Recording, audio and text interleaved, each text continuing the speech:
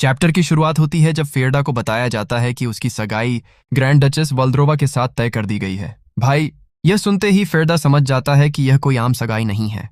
उसके सामने सिर्फ दो रास्ते हैं, या तो इस सगाई को तोड़कर अपने परिवार से हमेशा के लिए रिश्ता खत्म कर दें, या फिर इसे स्वीकार करके अपनी जान जोखिम में डाल दें। लेकिन फेरडा अपने परिवार का हिस्सा बने रहना चाहता था। वह नाइट फैमिली का तीसरा बेटा था और बचपन से ही खुद को साबित करने की कोशिश करता आया था। फिर भी उसकी ट्रेनिंग देखकर बाकी लोग उसका मजाक उड़ाते थे। वे कहते थे कि इतने सालों बाद भी वह उसी स्तर पर अटका हुआ है और उसमें कोई खास टैलेंट नहीं है। फेरदा के मन में बस एक उम्मीद थी कि अगर वह और मेहनत करेगा तो किसी दिन उसका परिवार उसे स्वीकार कर लेगा। तभी उसका भाई वहां आता है और उससे पूछता है, फेरदा, मैंने तुम्हारे बारे में एक बहुत दिलचस्प रूमर सुना है। क्या सच में तुमने एक नाइट को ट्रेन करना शुरू कर दिया है? लेकिन यह सिर्फ गलत फहमी नहीं थी। उसके भाई के लिए फ्रीडा की कोई अहमियत नहीं थी, यहां तक कि उसकी आंखों में देखते हुए भी वह उसे नजरअंदाज कर देता है और चला जाता है। फ्रीडा मन ही मन सोचता है कि वह तो बस अपने परिवार से थोड़ी सी रिकॉग्निशन चाहता था, लेकिन आखिर में उसे सर्वाइवल का रास्ता चुनना पड़ा। वह अपने पिता के सामने साफ बोल देता है, मैं अपना परिवार छोड़ने का फैसला कर चुका हूं। पिता के चेहरे पर कोई भाव तक नहीं आता। वह बस इतना कहते हैं, ठीक है, आज से तुम्हारा इस परिवार से कोई संबंध नहीं रहेगा। और भाई, अगले ही दिन फेरदा का सामान और बिस्तर घर के बाहर फेंक दिया जाता है। जिस परिवार को अपना बनाने के लिए उसने पूरी जिंदगी मेहनत की थी, उसी परिवार ने उसे इस तरह दुनिया के बीच अकेला छोड़ दिया। फेरदा जाते जाते मन में कहता है, मैंने जो कुछ सहा है उसे कभी नहीं भूलूंगा। मुझे इस तरह बाहर निकालने का तुम्हें पछतावा होगा। और उसी दिन उसकी जिंदगी का सबसे खतरनाक अध्याय शुरू हो जाता है। 18 साल की उम्र में फेरदा आखिरकार अपनी जादुई शक्ति को जागृत कर लेता है। देर से ट्रेनिंग शुरू करने की वजह से दूसरे प्रशिक्षु उसका मजाक उड़ाते हैं, लेकिन तभी उसकी शक्ति का रंग लाल दिखाई देता है। वहां मौजूद सभी लोग हैरान रह जाते हैं। फेरदा के लिए यह कोई संयोग नहीं था। उसके भीतर जमा गुस्सा, नफरत और बदले की भावना ही उसकी शक्ति का स्रोत बन चुकी थी। और फिर फेरदा अपनी शक्ति का इस्तेमाल करते हुए ऐसा हमला करता है कि वहां मौजूद लोग उसकी असली ताकत समझ जाते हैं। लेकिन भाई, यह तो सिर्फ शुरुआत थी, क्योंकि फेरदा की पिछली जिंदगी में और अब उसे याद आता है कि उसकी सबसे पहली मंजिल क्या थी, उसका अपना परिवार। वह वापस अपने परिवार के पास जाता है और उन नौकरों से हिसाब चुकाता है जिन्होंने बचपन में उसे लगातार नीचा दिखाया था। इसके बाद वह परिवार के दोनों भाइयों के बीच इतनी नफरत भड़काता है कि वे एक दूसरे के खिलाफ हो जाते हैं। आखिर में उसका पूरा परिवार उसके सामने टूट जाता है। फेरदा अपने पिता के सामने खड़ा होकर कहता है कि ध्यान से देखिए, यही वह परिवार है जिसे आपने अपनी पूरी जिंदगी बनाने में लगा दी थी। और इसके बाद वह उस परिवार को पूरी तरह खत्म कर देता है। लेकिन इसके बावजूद उसकी आंखों में लाल माना शांत नहीं होती। फेरदा सोचता है कि यह काफी नहीं है। उसका गुस्सा और नफरत अब सिर्फ परिवार तक सीमित नहीं रह सकते। यही गुस्सा आगे चलकर पूरे महाद्वीप में तबाही मचाता है। अनगिनत लोग उसके खिलाफ तलवारें उठाते हैं और उसे महाद्वीप का दुश्मन घोषित कर देते हैं। लेकिन फेरदा फिर भी बच जाता है और इंसानों की सीमा माने जाने वाले 8वें सर्कल तक पहुंच जाता है। अब उसे डर था कि जिन लोगों को उसने नुकसान पहुंचाया है वे किसी दिन वापस आकर उससे बदला जरूर लेंगे। इसलिए फेरडा तय करता है कि उसे और ज्यादा ताकतवर बनना होगा। उसे 9वें सर्कल यानी डेमी गॉड के स्तर तक पहुंचना होगा। और इसके लिए उसे चाहिए था एक ऐसी शक्ति जो इंसानों की सीमा से परे हो। तभी उसे एक जवाब मिलता है, ड्रैगन का हार्ट। और यहां से किस्मत एक बार फिर फेरदा को उसी रास्ते पर ले आती है जहां उसका सामना ग्रैंड डचेस वल्द्रोवा से होने वाला था। अब फेरदा के सामने वही क्रिम्सन ड्रैगन वल्द्रोवा होती है, जिसकी हालत समय के साथ काफी खराब हो चुकी है। फेरदा उसे देखकर समझ जाता है कि वह पहले जैसी ताकतवर नहीं रही। उसके मन में एक ही बात है, अगर वल्द्रोवा को मार दिया जाए तो उसका ड्रैगन हार्ट उसे 9वें सर्कल तक पहुंचने में मदद कर सकता है। फेरदा हमला शुरू करता है और वल्द्रोवा भी उसके सामने खड़ी रहती है। फेरदा उसे बताता है कि तुम्हें मेरे हाथों शांति से मर जाना चाहिए। वल्द्रोवा शांत होकर जवाब देती है कि लोग उसे ड्रैगन कहते हैं, लेकिन उसने खुद को कभी इंसानों का हिस्सा माना ही नहीं। वह जन्म से ही इंसानी दुनिया से दूर रही है। फिर वह फेरदा से पूछती है कि आखिर उसके मन में उसके लिए इतना गुस्सा क्यों है। फेरदा बिना किसी झिझक के जवाब देता है कि वल्द्रोवा ने खुद कुछ नहीं किया, लेकिन उसकी वजह से उसकी जिंदगी बर्बाद हुई। वल्द्रोवा की वजह से वह अपनी मंगेतर के पीछे गया, अपने परिवार से निकाला गया और उसकी पूरी जिंदगी बदल गई। वल्द्रोवा पूछती है कि क्या इसमें उसकी गलती थी। फेरदा कहता है, हाँ, क्योंकि एक ड्रैगन का इंसान को अपना साथी बनाने का लालच ही उसकी सारी परेशानियों की जड़ था। यह सुनकर वल्द्रोवा कांपने लगती है। फेरदा को भी समझ नहीं आता कि उसके अंदर अचानक ऐसा बदलाव क्यों आया, लेकिन वह सोचता है कि अब इससे कोई फर्क नहीं पड़ता। वल्द्रोवा की वजह से उसे खुद के बारे में सोचने और अपनी जिंदगी को समझने का थोड़ा समय जरूर मिला था, इसलिए वह फैसला करता है कि अब अंतिम हमला किया जाए। वल्द्रोवा उसकी ओर अपना ड्रैगन वाला हाथ बढ़ाती है। फेरदा को लगता है कि वह हमला करने वाली है, इसलिए वह भी अपनी मैजिक तैयार कर लेता है। लेकिन तभी उसके चेहरे पर ड्रैगन का खून गिरता है। फेरदा की आंखें फैल जाती हैं क्योंकि वल्द्रोवा खुद अपने सीने को चीर रही होती है। फेरदा समझ नहीं पाता कि वह ऐसा क्यों कर रही है। तभी वल्द्रोवा उसे कहती है कि तुमने खुद कहा था कि तुम्हारी मैजिक को ड्रैगन हार्ट की जरूरत है ना? फेरदा के लिए यह सुनना किसी झटके से कम नहीं था। वह चिल्लाकर कहता है कि रुक जाओ, वह हार्ट ही उसकी 9वें सर्कल तक पहुंचने की सबसे बड़ी उम्मीद है। लेकिन वल्द्रोवा नहीं रुकती। फेरदा भी उस पर हमला करता है और एक खतरनाक ब्लास्ट सीधे ड्रैगन पर जा लगता है। फिर भी वल्द्रोवा अपने सीने से हाथ निकालकर अपना हार्ट बाहर ले आती है और फेरदा के सामने रख देती है। वह सिर्फ इतना कहती है, इसे ले लो। भाई, फेरदा के पास उस समय कहने के लिए कोई शब्द नहीं बचते। वह वल्द्रोवा से पूछता है कि उसने आखिर ऐसा क्यों किया। यह उसका आखिरी मौका था। वह चाहती तो फेरदा को मार सकती थी। वल्द्रोवा जवाब देती है कि हाँ, वह जानती थी, लेकिन वह यह भी जानती थी कि उसकी वजह से फेरदा कितना दुखी था। और अब वल्द्रोवा अपने दिल की बात सामने रखती है। वह बताती है कि उसने अपने अंदर बहने वाले उस बेकार खून और बिना वजह पैदा होने वाली नफरत से हमेशा नफरत की थी। उसकी मौजूदगी ही दूसरे लोगों के लिए डर का कारण बन गई थी। इसलिए अगर वह मर जाए तो शायद ये सारी परेशानियां खत्म हो जाएंगी। लेकिन उसके मन में एक छोटी सी उम्मीद भी थी। शायद इस दुनिया में उसे भी कभी खुशी मिल सकती है, और इसी उम्मीद को वह अब छोड़ रही थी। वल्द्रोवा की आंखों से आंसू निकलने लगते हैं। वह फेरदा से कहती है कि अगर उसकी वजह से इतने लोग परेशान हुए हैं तो कम से कम मरने से पहले वह फेरदा को थोड़ी खुशी देना चाहती है। यही शायद उसके लिए आखिरी चीज हो सकती है। इतना कहकर वल्द्रोवा शांत हो जाती है और अब फेरदा के अंदर कुछ टूट चुका था। फेरदा वल्द्रोवा के सामने खड़ा होकर उसके हार्ट को देखता रहता है। उसके अंदर पहली बार बदले और ताकत से अलग कोई भावना पैदा होती है। वह अपने सीने को पकड़कर सोचता है कि आखिर उसे इतनी बेचैनी क्यों हो रही है। वल्द्रोवा ने मरते समय भी उसके लिए ऐसा क्यों किया। तभी फेरदा खुद को समझाता है कि उसे यहाँ क्यों आना था। उसके सामने 9वें सर्कल तक पहुंचने का मौका पड़ा है। सदियों से जीवित ड्रैगन की एसेंस अगर वह हासिल कर ले तो इंसानों की सीमा पार करके डेमी गॉड के स्तर तक पहुंच सकता है। लेकिन जैसे ही फेरदा ड्रैगन एसेंस को अपने अंदर लेने की कोशिश करता है, उसके चारों तरफ एक बेहद खतरनाक ऊर्जा फैल जाती है। अगले ही पल फेरदा खुद को किसी दूसरी जगह पर पाता है। उसे समझ नहीं आता कि उसके साथ क्या हुआ। उसे पूरा यकीन था कि उसने ड्रैगन हार्ट लिया था, लेकिन अब ऐसा लग रहा था जैसे वह किसी और ही जगह की गहराई में पहुंच गया हो। वहां उसे वल्द्रोवा के भाव महसूस होने लगते हैं। फेरदा धीरे धीरे घुटनों पर बैठ जाता है। उसे वल्द्रोवा के अंदर छिपा हुआ ऐसा गहरा और सदियों पुराना दुख महसूस होता है जिसकी तुलना उसके अपने दुख से भी नहीं की जा सकती। फेरदा समझता है कि उसका गुस्सा और बदला सिर्फ उसकी जिंदगी तक सीमित नहीं रहा था। उसकी नफरत ने वल्द्रोवा की जिंदगी को भी खत्म कर दिया। वह सोचता है कि आखिर उसने क्या कर दिया जिस चीज के पीछे वह पूरी जिंदगी भागता रहा। ग्रेट मेज बनना, बदला लेना, डेमी ह्यूमन बनना और आखिर में डेमी गॉड बनना। क्या सच में वही उसकी असली इच्छा थी? नहीं, उसके दिल में तो सिर्फ एक साधारण परिवार और शांत जिंदगी की चाहत थी। फेरदा वल्द्रोवा को याद करते हुए सोचता है कि क्या वह भी यही चाहती थी। क्या वल्द्रोवा भी बस एक सामान्य जिंदगी और थोड़ी खुशी चाहती थी? लेकिन अब बहुत देर हो चुकी थी। वल्द्रोवा उसके हाथों मर चुकी थी और उसके पास कुछ भी बदलने का रास्ता नहीं था। इसी गहरे दुख के बीच फेरदा एक बेहद शक्तिशाली सोल स्पेल का इस्तेमाल करता है जिसे सिर्फ 9वें सर्कल का मेज ही चला सकता है।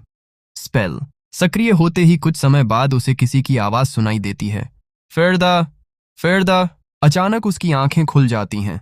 वह खुद को एक अलग जगह पर पाता है और उसके सामने उसका पिता गुस्से में उसे आवाज दे रहे होते हैं कि वह उनसे बात करते समय जवाब क्यों नहीं दे रहा। फेरदा पूरी तरह भ्रमित हो जाता है। उसे याद है कि वह तो मर चुका था, लेकिन जब वह तारीख समझता है तो उसके होश उड़ जाते हैं। वह उसी दिन वापस आ चुका था जिस दिन उसके पिता ने पहली बार वल्द्रोवा के साथ उसकी सगाई की खबर सुनाई थी। पिता फिर वही बात दोहराते हैं कि अगर वह सगाई से इनकार करता है तो उसे परिवार छोड़ना पड़ेगा। लेकिन इस बार फेरदा के अंदर का इंसान बदल चुका था। वह आगे बढ़ता है और अपने पिता के सामने खड़े होकर साफ शब्दों में कहता है, मैं समझ गया हूं। मैं वल्द्रोवा के साथ अपनी सगाई स्वीकार करता हूं। भाई, जिस फैसले ने पिछली जिंदगी में उसकी मौत की शुरुआत की थी, उसी फैसले को फेरदा इस बार खुद चुन रहा था। फेरदा के भाई को जब पता चलता है कि उसने वल्द्रोवा के साथ सगाई स्वीकार कर ली है तो उसे यकीन ही नहीं होता। वह सोचता है कि फेरदा आखिर खुद मौत के मुंह में क्यों जा रहा है। उसका बटलर भी बताता है कि फेरडा जाने की तैयारी कर रहा है और उसने अपने कमरे के सारे नौकरों को बाहर भेज दिया है। भाई फेरडा के कमरे में पहुंचता है और गुस्से में उसे पुकारता है, लेकिन सामने का दृश्य देखकर चौंक जाता है। उसे उम्मीद थी कि फेरडा रोएगा, चिल्लाएगा और जाने से मना करेगा, लेकिन फेरडा तो पहले से तैयार खड़ा था। फेरडा उसे याद दिलाता है कि बिना दस्तक किसी के कमरे में घुसना अच्छी आदत नहीं है। उसका भाई पूछता है कि क्या उसने ये कपड़े खुद पहने हैं। फेरडा जवाब देता है कि अब उसे अपनी जिंदगी खुद संभालनी है, इसलिए इन चीजों की आदत डालनी होगी। फिर उसका भाई आखिरी बार उसे समझाने की कोशिश करता है कि वल्द्रोवा की सगाई को स्वीकार करना मौत को न्योता देना है।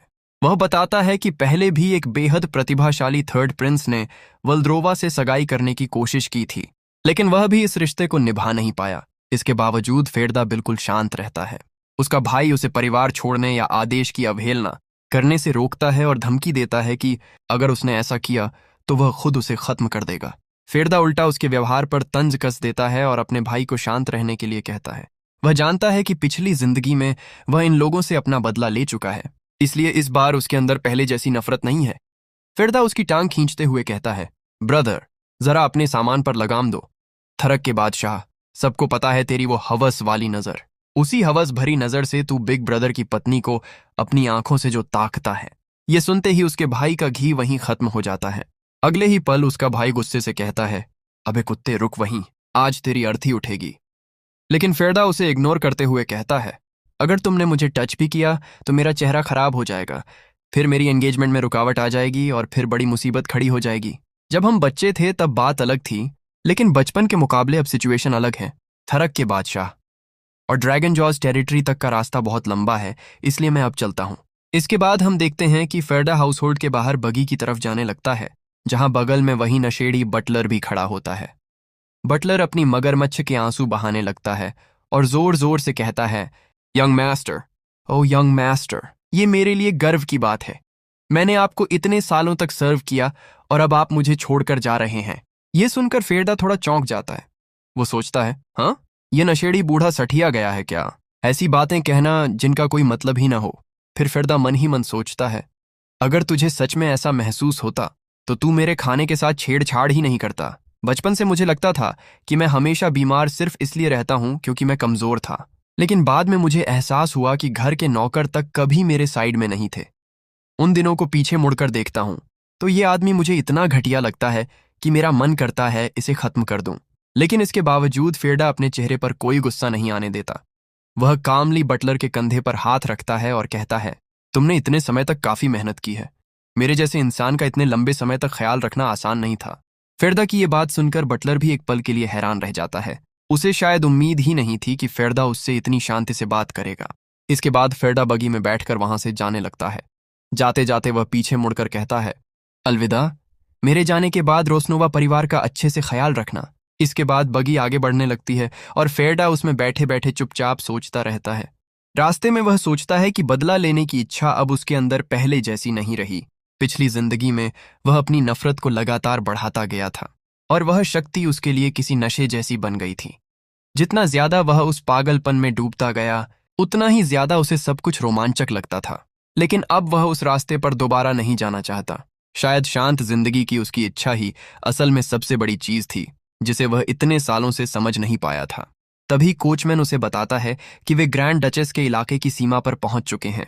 वहां एक बोर्ड लगा होता है कि इस जगह से आगे ग्रैंड डचेस वल्द्रोवा का क्षेत्र शुरू होता है और बिना अनुमति प्रवेश पूरी तरह प्रतिबंधित है।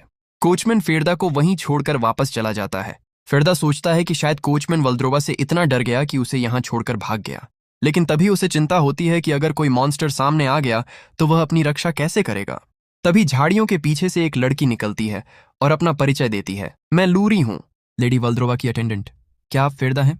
फेरडा हाँ कहता है और लूरी उसे अपने साथ चलने के लिए कहती है। रास्ते में फेरडा इस साम्राज्य की ताकत के बारे में सोचता है। लोग इसकी शक्ति पर गर्व करते हैं, लेकिन पूर्वी हिस्से में मौजूद लैंड ऑफ डीमंस इस साम्राज्य की सबसे बड़ी कमजोरी है। वहां खतरनाक मॉन्स्टर्स इंसानी इलाकों के लिए लगातार खतरा बने रहते हैं और इन्हीं मॉन्स्टर्स के खिलाफ फ्रंट लाइन पर खड़ी होकर लड़ने वाली क्रिम्सन ड्रैगन वल्द्रोवा है। लोग उसे ईविल ड्रैगन कहते हैं, जबकि असल में वही इंसानों को इन मॉन्स्टर्स से बचा रही है।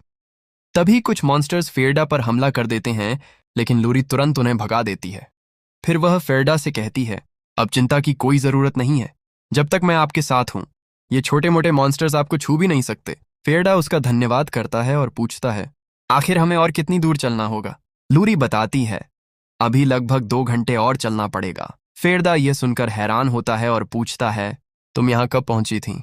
इतनी जल्दी कैसे आ गई? लूरी बिल्कुल सामान्य अंदाज में जवाब देती है, वहां से यहाँ आने में लगभग 10 मिनट लगे, मैं उड़कर आई थी। फेरडा मन ही मन सोचता है, जैसा मैंने सोचा था, ये कोई साधारण मेड नहीं है। इसके अंदर ड्रैगन ब्लड है और इसने ड्रैगन की शक्ति को इनहेरिट किया है। इसकी मैजिक और स्ट्रेंथ आम इंसानों से बिल्कुल अलग स्तर की है। फेरडा फिर लूरी से पूछता है, तो फिर हम भी उड़कर क्यों नहीं चलते? लूरी जवाब देती है, अगर ऐसा करना है तो मुझे आपको अपनी बाहों में उठाकर उड़ना पड़ेगा और यह मेरे लिए उचित नहीं होगा। फेरडा कहता है, उसकी चिंता मत करो, अगर तुम उड़ सकती हो तो मैं भी किसी तरह संभाल लूंगा। लेकिन लूरी साफ मना कर देती है। फेरडा आखिरकार समझ जाता है कि उसे जबरदस्ती करना बेकार है। वह कहता है, ठीक है, फिर पैदल ही चलते हैं, काफी देर हो गई है, थोड़ा आराम कर लेना चाहिए। लेकिन लूरी तुरंत जवाब देती है, नहीं, हमें जल्दी करनी होगी, हमारी मिस्ट्रेस हमारा इंतजार कर रही है। भाई, लूरी की यह बात सुनकर फेरडा समझ जाता है कि वल्द्रोवा खुद उसका इंतजार कर रही है। लेकिन उसके मन में कई सवाल घूम रहे थे। पिछली जिंदगी में यही वल्द्रोवा उसके जीवन की सबसे बड़ी वजह बनी थी। पहले उसके परिवार से अलग होने की, फिर उसके अंदर हेट्रेड और रिवेंज पैदा होने की, और आखिरकार उसकी अपनी मौत की भी। लेकिन इस जिंदगी में सब कुछ अलग था। फेरडा ने अपना बदला पहले ही ले लिया था। अब वह उसी रास्ते पर दोबारा नहीं जाना चाहता था। उसने पहली बार समझा था कि ताकत और बदले के पीछे भागते भागते उसने अपनी असली इच्छा ही खो दी थी। वह बस एक साधारण परिवार और शांत जिंदगी चाहता था, और अब उसे एक ऐसा मौका मिला था जहां शायद वह अपनी जिंदगी को अलग तरीके से जी सकता था। सामने वल्द्रोवा का डोमेन था और उसके भीतर वह ड्रैगन थी जिसे फेरडा पिछली जिंदगी में अपना दुश्मन समझता था। लेकिन इस बार वह उसके पास बदला लेने नहीं, बल्कि उसकी फियांसे बनने जा रहा था। उधर फेरडा भी थोड़ा परेशान हो जाता है। उसके मन में आता है कि आखिर शादी जैसी चीज कोई छोटी मोटी बात तो है नहीं, और झुक कर कहती है, मास्टर आपके फियांसे आ गए हैं। यह सुनकर फेरडा दरवाजे की दूसरी तरफ से आने वाली ओरा को महसूस करता है। उसे साफ महसूस हो रहा था कि यह सिर्फ किसी आम इंसान की प्रेजेंस नहीं है। क्या यह ड्रैगन की ओरा है? दबाव इतना ज्यादा था कि फेरडा भी समझ गया कि सामने वाला कोई साधारण व्यक्ति नहीं है। मेड कहती है, आप यहीं रुकिए, मैं अपनी मास्टर का संदेश लेकर आई हूं और वहीं आपको बताऊंगी। फेरडा पूछता है, क्या मैं उनसे सीधे बात कर सकता हूं? मेड गंभीर होकर कहती है, क्या आपको लगता है कि आपकी जैसी कोई व्यक्ति मेरी मास्टर के सामने जाकर उनसे सीधे बात करने का अधिकार रखता है? यह सुनकर फेरडा को तुरंत समझ आ जाता है कि यहाँ हालात कितने अलग हैं। कुछ देर बाद वह वापस आती है और कहती है, ठीक है, अब मैं ग्रैंड डचेस वल्द्रोवा का संदेश आपको देती हूँ। फिर वह वल्द्रोवा का संदेश सुनाती है, मैंने सुना है कि तुम आर्कॉन एम्पायर के आदेश का पालन करते हुए मेरे साथ एंगेजमेंट करने यहाँ तक आए हो। तुम्हारे साहस की मैं प्रशंसा करती हूँ कि तुम इतनी दूर तक मुझसे मिलने आए। लेकिन मेरा तुम्हारे साथ एंगेजमेंट आगे बढ़ाने का कोई इरादा नहीं है, इसलिए वापस वहीं चले जाओ जहां से आए हो। ये सुनकर फेरडा के मन में आता है, मैं इतनी दूर अपनी फियांसे बनने आया और अब वह मुझे वापस भेज रही है। अगर वह अपने पिछले जीवन वाला फेरडा होता तो शायद इस बात को स्वीकार कर लेता, लेकिन इस बार वह पहले जैसा नहीं था। फेरडा साफ कहता है, मैं यहाँ किसी आदेश की वजह से नहीं आया हूँ, मैं अपनी मर्जी से यहाँ खड़ा हूँ और मेरी यहाँ से वापस जाने की कोई इच्छा नहीं है। मैं ये एंगेजमेंट पूरी करना चाहता हूँ।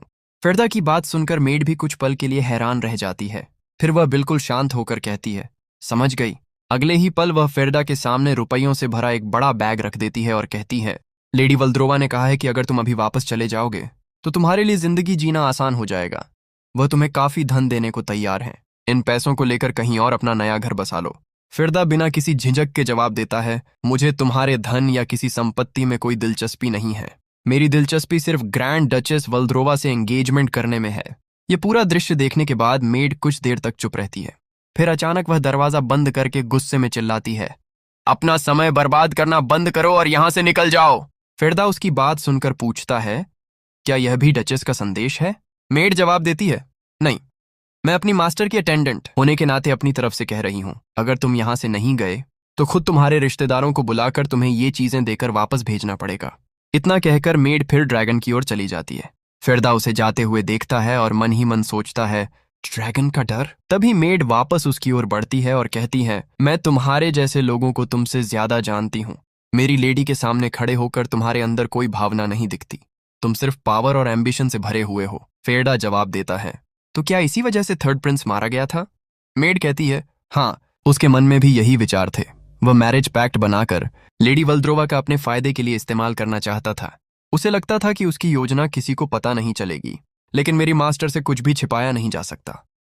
फेरदा कुछ पल शांत रहता है और फिर कहता है, हाँ, वह सच में बहुत एम्बिशियस था। इसके बाद फेरदा मेड की तरफ देखकर कहता है, लेकिन मेरी नज़र में तुम भी कोई अलग नहीं हो। मेरी मास्टर को निराश करने की कोशिश करने की तुम्हारी हिम्मत कैसे हुई? क्या तुम भी थर्ड प्रिंस की तरह मरना चाहती हो? यह सुनकर फेरदा हल्का सा मुस्कुरा देता है। फिर वह गंभीर होकर कहता है, मैं फेरडा रोज नोवा अपने नाम की कसम खाकर कहता हूं कि मैं यहां किसी लालच की वजह से नहीं आया। मुझे किसी ने मजबूर नहीं किया और न ही मैं किसी फायदे के लिए यहां आया हूं। फेरदा मन ही मन सोचता है, मैं यहां इसलिए आया हूं क्योंकि पिछली बार उसने मुझे अपना हार्ट दिया था। उस समय मैं इतना सेल्फिश था कि उसके सैक्रिफाइस को समझ ही नहीं पाया। लेकिन इस बार मैं अलग हूं। इस बार मैं तुम्हारा एलाई बनना चाहता हूं। फिर फेरदा मेड से कहता है, जाकर अपनी मास्टर से कह दो कि अब से मैं किसी अटेंडेंट से बात नहीं करूंगा। मैं सीधे उनसे बात करूंगा। मैं यहाँ वाल्द्रोवा की फियांसे बनने आया हूं क्योंकि शायद हमारी डेस्टिनी में एक दूसरे का पार्टनर बनना लिखा है। यह सुनते ही मेड फिर गुस्से में आ जाती है।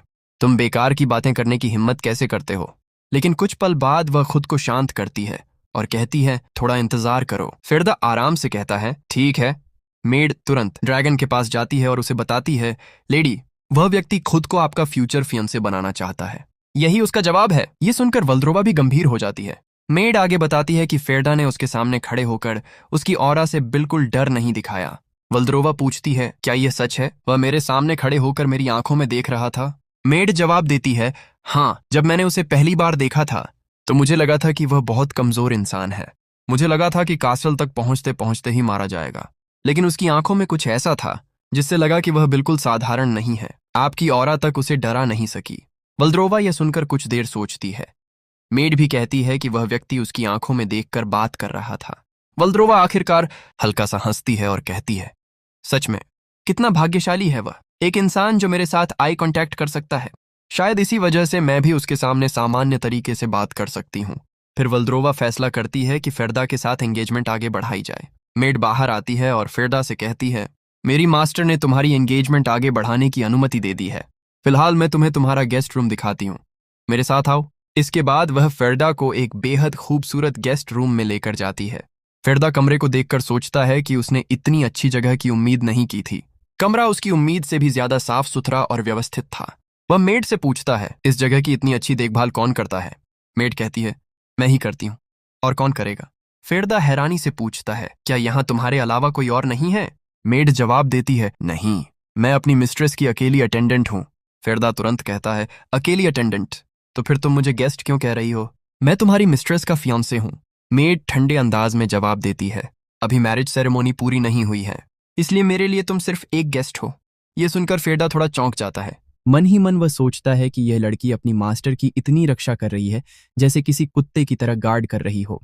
मानो उसे यह बिल्कुल पसंद नहीं कि कोई इंसान उसकी मिस्ट्रेस के करीब आए। फेरदा बेकार की बातों को छोड़कर सीधा सवाल करता है, ठीक है, ये बताओ कि एंगेजमेंट सेरेमोनी आखिर कब होगी?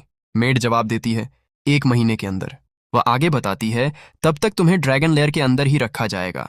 फेरदा सोचता है, तो 1 महीना काफी होना चाहिए। लेकिन मेड उसकी बात काटते हुए कहती है, किसने कहा कि सिर्फ 1 महीने के अंदर तुम्हारी शादी पक्की हो जाएगी? फिर वह गंभीर होकर बताती है, 1 महीना तुम्हारी डेडलाइन है। इस दौरान तुम्हें अपनी वर्थ साबित करनी होगी। फेरदा पूछता है, वर्थ साबित करने की डेडलाइन? मेड कहती है, हाँ, अगर तुम ग्रैंड डचेस के पार्टनर बनने वाले हो तो तुम्हारा स्टेटस और क्षमता इतनी होनी चाहिए कि तुम्हारी मौजूदगी उसके लिए फायदेमंद हो। इसलिए तुम्हारे पास सिर्फ 1 महीना है। इस दौरान खुद को साबित करो और दिखाओ कि तुम उसके पार्टनर बनने के योग्य हो। यह सुनकर फेरदा को एक बार फिर एहसास होता है कि वल्द्रोवा से शादी करना बिल्कुल आसान काम नहीं है। फेरदा पूछता है, क्या यह तुम्हारी मास्टर का फैसला है? मेड जवाब देती है, नहीं, मेरी मिस्ट्रेस का दिल काफी नरम है। वह शायद इस मैटर को उतना सीरियस नहीं लेना चाहती।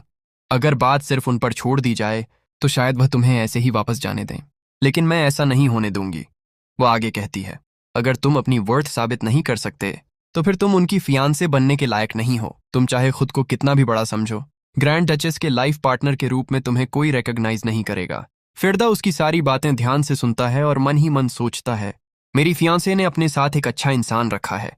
भले ही वह मुझे पसंद नहीं करती, फिर भी उसने अपनी मास्टर को सबसे ऊपर रखा और लाइफ पार्टनर के लिए जरूरी चीजें साफ साफ बता दी। फेरदा फिर कहता है, ठीक है, मैं समझ गया। तुम चाहती हो कि मैं अपनी कैपेबिलिटी साबित करूं, लेकिन आखिर मुझे कितना पावरफुल बनना होगा? क्या मुझे इस एम्पायर का एम्परर बनना पड़ेगा? मेड तुरंत कहती है, नहीं, मुझे इतना भी नहीं चाहिए। बस तुम्हें इतना सक्षम होना होगा कि कोई भी बड़ा व्यक्ति तुम्हें देखकर तुम्हें कमजोर समझकर नीचे न देख सके। फेरदा मन ही मन सोचता है, ये बात इतनी आसानी से कह रही है जैसे मुझे बस उतनी ही क्षमता हासिल करनी है। फिर वह कहता है, ठीक है, समझ गया। फेरदा का इतना शांत जवाब सुनकर मेड थोड़ी इरिटेट हो जाती है। वह पूछती है, तुम इतने काम कैसे हो? क्या ड्रैगन से मिलना तुम्हारे लिए इतना आसान है, या फिर तुम कोई बेवकूफ हो? फेरदा बिल्कुल शांत रहता है और कहता है, चिंता मत करो, 1 महीने के अंदर मैं तुम्हें अपनी इतनी एबिलिटीज दिखाऊंगा कि तुम खुद कन्विंस्ड हो जाओगी। फेरदा का कॉन्फिडेंस देखकर मेड मन ही मन सोचने लगती है, आखिर इस इंसान के अंदर ऐसा क्या है जिसकी वजह से ये इतना कॉन्फिडेंट है। इसके बाद रात का सीन दिखाया जाता है। फेरदा सोचता है, मुझे अपनी पोटेंशियल साबित करनी होगी। हाँ, ये सच है, अभी मेरे पास कोई खास एबिलिटी नहीं है। हालांकि पूरे कॉन्टिनेंट में ऐसी बहुत सी चीजें हैं जिन्हें बेहद प्रेशियस माना जाता है। फेरदा अपने हालात को समझने लगता है। उसे पता था कि ग्रैंड डचेस वल्द्रोवा के साथ एंगेजमेंट सिर्फ नाम की बात नहीं थी। अगर उसे वास्तव में उसका पार्टनर बनना है तो उसे अपनी ताकत और पोटेंशियल दोनों साबित करने होंगे। 1 महीने का समय बहुत ज्यादा नहीं था, लेकिन फेरदा के लिए यह मौका भी कम नहीं था। पिछली जिंदगी में उसने पावर और रिवेंज के पीछे भागते हुए बहुत कुछ हासिल किया था, लेकिन इस बार वह उस पुराने रास्ते पर वापस नहीं जाना चाहता था। 9th सर्कल तक पहुंचने के अपने पुराने एक्सपीरियंस को याद करते हुए फेरदा सोचता है कि किसी भी मेज के लिए पहला सर्कल सबसे इंपॉर्टेंट होता है, क्योंकि यहीं से उसकी पूरी मैजिकल जर्नी की डायरेक्शन तय होती है। इसे एक क्रॉस रोड्स की तरह समझो, जहां इंसान अपने मेंटल सर्किट की नेचर चुनता है। एक तरफ ब्लू सर्किट होता है जो मेडिटेशन के जरिए बनाया जाता है। इसकी ग्रोथ काफी स्लो होती है, लेकिन ये स्टेबल होता है और इसे कंट्रोल करना कंपैरेटिवली आसान रहता है। वहीं दूसरी तरफ रेड सर्किट है जो डेंजरस इमोशंस से बनता है। ये इंसान को बहुत तेजी से ग्रो कर सकता है, लेकिन इसकी सबसे बड़ी प्रॉब्लम यही है कि अगर इमोशंस कंट्रोल से बाहर हो जाएं, तो इंसान खुद उन्हीं इमोशंस का शिकार बन जाता है। अपने पास्ट लाइफ में फेरदा ने इसी रेड सर्किट को चुना था और हेट्रेड तथा एंगर की ताकत पर ग्रेट मेज तक पहुंच गया था। इसलिए उसे पता है कि अगर उसने फिर वही रास्ता चुना तो उसकी पावर बहुत तेजी से बढ़ सकती है, लेकिन वो दोबारा अपनी इमोशंस में बह जाएगा। इस बार फेरदा ऐसा बिल्कुल नहीं चाहता। वो अपनी पास्ट लाइफ की वही गलती दोहराने के बजाय एक अलग रास्ता चुनना चाहता है। इसके बाद 1 हफ्ते का टाइम स्किप होता है। फेरदा लगातार प्रैक्टिस कर रहा होता है और अपने ब्लू सर्किट को क्रिएट करने की कोशिश करता है, लेकिन अगले ही पल उसका बनाया हुआ सर्किट फिर टूट जाता है। फेरदा मन ही मन सोचता है कि एक और फेलियर हो गया। आमतौर पर ब्लू सर्किट बनाने में 3 साल तक लग सकते हैं। फेरदा के लिए यह टाइम बहुत ज्यादा है, लेकिन रिग्रेशन की वजह से उसके पास पिछली जिंदगी का एक्सपीरियंस है, इसलिए उसे उम्मीद है कि वो इसे काफी जल्दी कंप्लीट कर लेगा। प्रॉब्लम सिर्फ इतनी है कि ब्लू सर्किट का फीलिंग उसके पुराने रेड सर्किट से बिल्कुल अलग है और अब उसके पास सिर्फ 3 हफ्ते बचे हैं। इसी बीच लूरियन उसके लिए खाना लेकर आती है और उसे अभी भी प्रैक्टिस करते देखकर पूछती है, क्या आप अभी भी ट्रेनिंग कर रहे हैं? फेरदा जवाब देता है, हाँ। लूरियन उसे देखकर कहती है कि उसे तो ऐसा बिल्कुल नहीं लग रहा कि कुछ बदला है। फेरदा भी समझता है कि अगर वो इसी तरह प्रैक्टिस करता रहा तो बात नहीं बनेगी। सच तो यह है कि वो बिल्कुल प्रोग्रेस नहीं कर पा रहा। उसे कोई दूसरा तरीका ढूंढना पड़ेगा। तभी खाना खाते समय फेरदा को अचानक एक अजीब वाइब्रेशन महसूस होती है। वो पूछता है कि आखिर ये वाइब्रेशन कैसी है। लूरियन बताती है कि उसकी मिस्ट्रेस अभी मॉन्स्टर्स को डिस्ट्रॉय कर रही हैं। फेरदा चौंक कर पूछता है, मॉन्स्टर्स को डिस्ट्रॉय कर रही हैं? लूरियन बताती है कि उसकी मिस्ट्रेस खुद जाकर डीमन लैंड से निकलने वाले मॉन्स्टर्स का सामना करती हैं और उन्हें खत्म करती हैं। ये सुनते ही फेरदा कहता है कि वो भी उस बैटल को अपनी आंखों से देखना चाहता है। लूरियन तुरंत मना कर देती है और कहती है कि उसके लिए वहां न जाना ही बेहतर होगा। फेरदा पूछता है, लेकिन क्यों? लूरियन समझाती है कि कोई भी नॉर्मल ह्यूमन उस ड्रैगन की प्रेजेंस और उसके वेट को सहन नहीं कर सकता। अगर एंगेजमेंट से पहले ही उसकी हालत खराब हो गई तो ये उसके लिए अच्छा नहीं होगा। लेकिन फेरदा साफ मना कर देता है। वो कहता है कि अगर आगे चलकर वल्द्रोवा उसकी पार्टनर बनने वाली है तो वो उसे अपनी आंखों से देखना चाहता है। आखिर वो फ्यूचर में उसकी ड्यूटी और उसकी लड़ाइयों को समझना चाहता है। अगले ही सीन में लूरियन फेरदा को उड़ाकर उस बैटलफील्ड तक ले जाती है। वहां पहुंचते ही जैसे ही वो उसे नीचे उतारती है, फेरदा लगभग जमीन पर गिर पड़ता है। वो मन ही मन सोचता है कि लूरियन की फ्लाइंग स्पीड तो टेलीपोर्टेशन से कम नहीं है। भाई, मेड समझकर अंडर एस्टिमेट करना सच में भारी पड़ सकता है। लूरियन उसे संभलने को कहती है और सामने देखने के लिए कहती है। फेरदा जैसे ही सामने देखता है, उसकी आंखें खुली की खुली रह जाती हैं। वहां बहुत सारे मॉन्स्टर्स इकट्ठा हो चुके होते हैं और तभी अचानक उनमें से एक से स्ट्रेंज एनर्जी निकलती है। अगले ही पल एक बेहद पावरफुल ब्लास्ट होता है। उसी ब्लास्ट के बीच वल्द्रोवा वहां प्रकट होती है। उसकी प्रेजेंस आते ही सारे मॉन्स्टर्स बेकाबू हो जाते हैं, लेकिन वाल्द्रोवा बिना किसी हेजिटेशन के एक मॉन्स्टर को पकड़ती है और उसे बेरहमी से खत्म कर देती है।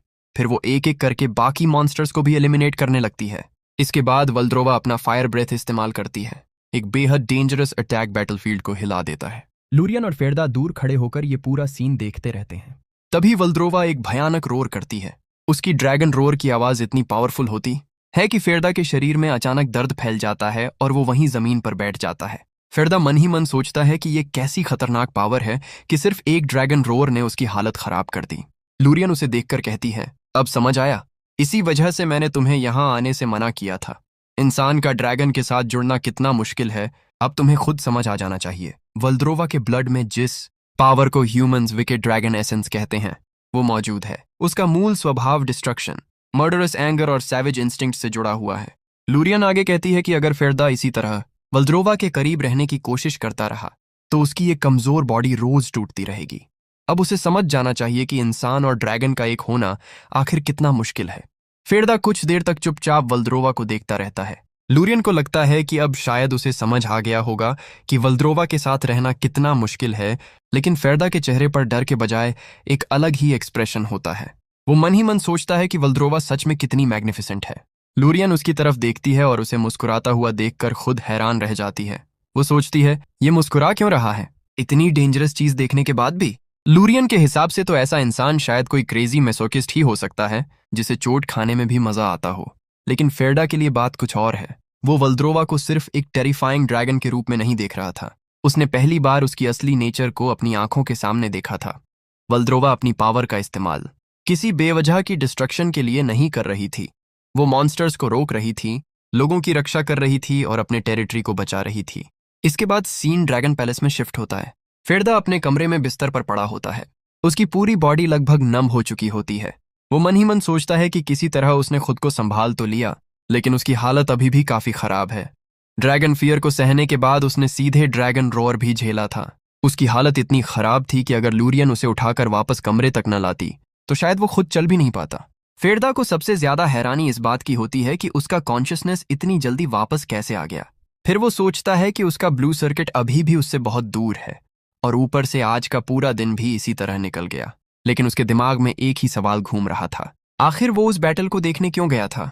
जब वो उस पूरी घटना को दोबारा याद करता है तो वल्द्रोवा का ड्रैगन फॉर्म उसकी आंखों के सामने घूमने लगता है और उसे फिर से सिहरन महसूस होती है। फेरदा मानता है कि वो सीन सच में डरावना था, लेकिन इसके बावजूद उसकी नजर वल्द्रोवा से हट नहीं पाई। उसने पहली बार देखा कि वाल्द्रोवा अपनी असली आइडेंटिटी को किसी से छिपाए बिना एक डेंजरस ड्रैगन के रूप में सामने आती है और फिर भी उन मॉन्स्टर्स को रोकने के लिए खुद लड़ती है। फेरदा सोचता है कि वो सिर्फ अपने लव्ड वंस को बचाने के लिए इस रास्ते पर चल रही है और शायद इसी वजह से उसे वाल्द्रोवा के लिए एक अलग तरह का रिस्पेक्ट महसूस होने लगा है। फेरदा मन ही मन सोचता है कि अगर वो और वाल्द्रोवा कुछ समय साथ रहें तो आखिर उसे किस तरह का एहसास होगा। फिर उसका ध्यान अपने मेंटल सर्किट पर जाता है। वो समझता है कि रेड सर्किट उसकी पुरानी जिंदगी की गलती थी। वो उस रास्ते पर दोबारा नहीं जाना चाहता। उसे एंगर और रिवेंज के सहारे अपनी पावर नहीं बढ़ानी। लेकिन अब उसके अंदर एक नया इमोशन पैदा हो चुका था। वो इमोशन ना तो हेट्रेड था और ना ही रिवेंज। फेरदा खुद भी कंफ्यूज था कि आखिर इस फीलिंग को क्या नाम दिया जाए। जितना वो वल्द्रोवा को याद करता उतना ही उसका मेंटल सर्किट क्लियरर होता जाता। उसे महसूस होता है कि अगर उसने इस इमोशन को कंट्रोल नहीं किया तो उसका सर्किट पूरी तरह कोलैप्स हो सकता है। इसलिए फेरदा उस इमोशन पर पूरा फोकस करता है। वो उसे कंप्रेस करता है और फिर अपनी मेंटल पावर को पूरी ताकत से रोटेट करने लगता है। इस बार वो अपने मेंटल सर्किट को पहले से कहीं ज्यादा क्लियरली फॉर्म करने की कोशिश करता है। फेरदा मन ही मन कहता है कि इस बार वो एक ऐसा सिंगुलर सर्कल बनाएगा जो उसकी पूरी जिंदगी की डायरेक्शन बदल देगा। वो अपनी पुरानी जिंदगी को दोबारा रिपीट नहीं करना चाहता। उसे वही फ्यूचर नहीं चाहिए जहां हेट्रेड और रिवेंज उसे धीरे धीरे मॉन्स्टर बना दें। फेरदा अपने मन में तय करता है कि वो अपनी पास्ट लाइफ की गलती दोबारा कभी नहीं करेगा। अगले दिन लूरियन उसके कमरे में आती है। फेरदा को देखकर वो तुरंत नोटिस करती है कि कुछ अलग है। लूरियन हैरान होकर पूछती है, क्या तुमने सच में सिर्फ एक रात में अपना सर्किट कंप्लीट कर लिया? फेरदा उसकी तरफ देखकर पूछता है, तुमने नोटिस कर लिया? तुम्हारी ड्रैगन आइज सच में मजाक नहीं है। लूरियन कहती है कि उसे तो लगा था फेरदा को अपने पैरों पर खड़े होने में ही काफी समय लगेगा। आखिर उसने सिर्फ एक रात में ये काम कैसे कर लिया। फेरदा हल्की मुस्कान के साथ कहता है, इसीलिए तो ये पॉसिबल हुआ, क्योंकि मैं नॉर्मल इंसान नहीं हूं। लूरियन उसे देखती रहती है। फेरदा उससे पूछता है कि अब क्या वो उसे अपने हिसाब से क्वालिफाई करता हुआ मानती है। लूरियन जवाब देती है कि हाँ, अब वो क्वालिफिकेशन स्टैंडर्ड को मैच करता है। फेरदा कहता है कि उसके चेहरे से तो ऐसा लग रहा है जैसे अभी भी उसे बहुत लंबा रास्ता तय करना है। लूरियन कहती है कि अगर ऐसा है तो अब उसके लिए एक प्रॉपर ट्रेनिंग ग्राउंड तैयार करना पड़ेगा। अगला सीन एक ऐसे स्थान पर जाता है जहां ट्रेनिंग के लिए कई तरह के इक्विपमेंट लगाए गए हैं। लूरियन वहां पहले से मौजूद होती है और फेरदा के लिए पूरा ट्रेनिंग ग्राउंड तैयार कर चुकी होती है। फेरदा उसे देखकर शॉक्ड रह जाता है। वो मन ही मन सोचता है कि उसने तो सिर्फ वल्द्रोवा की अटेंडेंट होने के आधार पर अंदाजा लगाया था, लेकिन इस लड़की ने आधे दिन के अंदर पूरा प्रैक्टिस फील्ड तैयार कर दिया। फेरदा खुशी से बोल पड़ता है, एक्सीलेंट, और ताली बजाने लगता है। लूरियन उससे पूछती है कि वो कुछ जानना चाहती है। फेरदा ने महंगे मैजिक टूल्स नहीं मांगे थे, सिर्फ प्रैक्टिस टारगेट्स और कुछ बेसिक चीजें मांगी थीं। तो आखिर वो इन सब का करने क्या वाला है? फेरदा बताता है कि वो अपने मैजिक को प्रॉपरली कंट्रोल करने की प्रैक्टिस करने वाला है। अगर वो अपनी पावर को एफिशिएंटली कंट्रोल करना सीख गया तो आगे उसकी ग्रोथ और बेहतर हो सकती है। लूरियन थोड़ी कंफ्यूज्ड होकर पूछती है, बस इतना ही? फेरदा उसकी तरफ देखता है। लूरियन बताती है कि ड्रैगन्स के लिए ये कोई बड़ी बात नहीं है। उनके लिए मैजिक कंट्रोल करना लगभग ब्रीदिंग जितना नेचुरल है। अगर फेरदा किसी दूसरे ड्रैगन चाइल्ड से ये बात कहेगा तो शायद वो उसे पुराने जमाने का इंसान समझेंगे। फेरदा थोड़ा चुप हो जाता है और मन ही मन सोचता है कि इन लोगों के लिए मैजिक इतनी नेचुरल चीज है क्योंकि वो जन्म से ही ऐसी एबिलिटीज लेकर आते हैं। आखिर कोई ऐसा इंसान जो जन्म से ही पावर का गिफ्ट लेकर पैदा हुआ हो, वो ह्यूमन एफर्ट की असली कीमत कैसे समझ सकता है? फेरदा मन ही मन यही सोचता रहता है, लेकिन इंसानों के लिए यही चीज हासिल करने के लिए सालों तक मेहनत करनी पड़ती है। फेरदा को अब साफ समझ आ रहा था कि लूरियन उसकी मेहनत को देखकर भी पूरी तरह इम्प्रेस्ड क्यों नहीं है। उसके लिए ये सब कुछ वैसा ही है जैसे किसी इंसान के लिए सामान्य तरीके से सांस लेना। सामने तैयार किया गया पूरा ट्रेनिंग ग्राउंड इसी काम के लिए था। फेरदा उस जगह को ध्यान से देखता है और फिर प्रैक्टिस शुरू करने के लिए आगे बढ़ता है। लूरियन भी वहीं खड़ी होकर उसे ऑब्जर्व करती रहती है। फेरदा ट्रेनिंग के लिए आगे बढ़ने लगता है। तभी पीछे से लूरियन पूछती है, क्या मैं तुम्हारी ट्रेनिंग देख सकती हूँ? फेरदा भी कहता है, इसमें तुम्हें क्या फायदा है? क्या तुम भी ये ट्रेनिंग करना चाहती हो? लूरियन उसकी बात सुनकर थोड़ी शांत हो जाती है। फेरदा मन ही मन सोचता है कि कंट्रोल की फाउंडेशन स्टेबिलिटी होती है और यही ब्लू सर्कल की मेथड है। लेकिन रेड सर्कल को कंट्रोल करने के लिए मुझे अपनी इमोशंस को भी कंट्रोल करना होगा। अगर मैं वल्द्रोवा के रास्ते को समझ पाया तो शायद उसके एक रास्ते को खोल पाऊंगा। पिछली जिंदगी में मुझे वायलेंस के फ्लो के साथ पैदा हुई शक्ति को बाहर निकालने में ही पूरा 1 साल लग गया था। उसे स्फीयर में कंडेंस करके माना बुलेट बनाने में 1 और साल लगा था। उस समय मैंने अपनी जिंदगी में कितना खून पसीना बहाया था ये मुझे खुद पता है। लेकिन अब सिर्फ 2 मिनट में ही फेरदा की मैजिक उस स्तर तक पहुंच जाती है। ये देखकर लूरियन भी हैरान रह जाती है। वह मन ही मन सोचती है, क्या इसने सच में माना की स्फीयर बना ली, वो भी बिना पसीना बहाए? और सबसे बड़ी बात, पहली ट्रेनिंग में ही इस इंसान ने उसे कंट्रोल कर लिया था। इसके बाद फेरदा 3 माना बुलेट्स बनाता है और उन्हें सामने रखे सेंटर टारगेट की तरफ पॉइंट करता है। अगले ही पल वह तीनों बुलेट्स को एक साथ टारगेट पर फायर कर देता है। जोरदार ब्लास्ट होता है और टारगेट बुरी तरह हिल जाता है। फेरदा कहता है, जैसा मैंने सोचा था, इससे मैं नहीं मरा। फेरदा की इस बात को देखकर लूरियन को उस पर थोड़ा शक होने लगता है। वह इस पूरी घटना की रिपोर्ट तैयार करके वल्द्रोवा के पास ले जाती है। वल्द्रोवा रिपोर्ट सुनकर कहती है, समझ गई, तुमने बहुत अच्छा काम किया। फिर वल्द्रोवा कहती है कि लूरियन के आने के कुछ समय बाद ही फेरदा ने मैजिक को कंट्रोल करना शुरू कर दिया था। हालांकि आगे जाकर वह कितना इंप्रेसिव बनेगा ये कहना मुश्किल है, क्योंकि मैं खुद एक ड्रैगन हूं और मुझे नहीं पता कि इंसानों के बीच उसकी फाइनल एबिलिटी को किस तरह देखा जाएगा। फिर वल्द्रोवा पूछती है, तुम तो बाहर की दुनिया को काफी अच्छी तरह जानती हो, लूरियन, तुम्हें वो इंसान कैसा लगता है? लूरियन जवाब देती है कि शुरुआत में वह काफी परफेक्ट लगा और यही चीज उसे और भी ज्यादा आकर्षक और खतरनाक बनाती है। वल्द्रोवा पूछती है, लेकिन क्यों?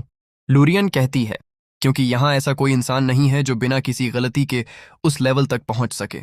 उसे लंबे समय से कुछ न कुछ छिपाना जरूर आ रहा है। लूरियन आगे कहती है कि फेरदा ऐसा बर्ताव करता है जैसे उसे दर्द तक अच्छा लगता हो। वल्द्रोवा उसकी बात सुनकर पूछती है, लूरियन, क्या तुम इसी तरह इंसानों को एक्नॉलेज करती हो?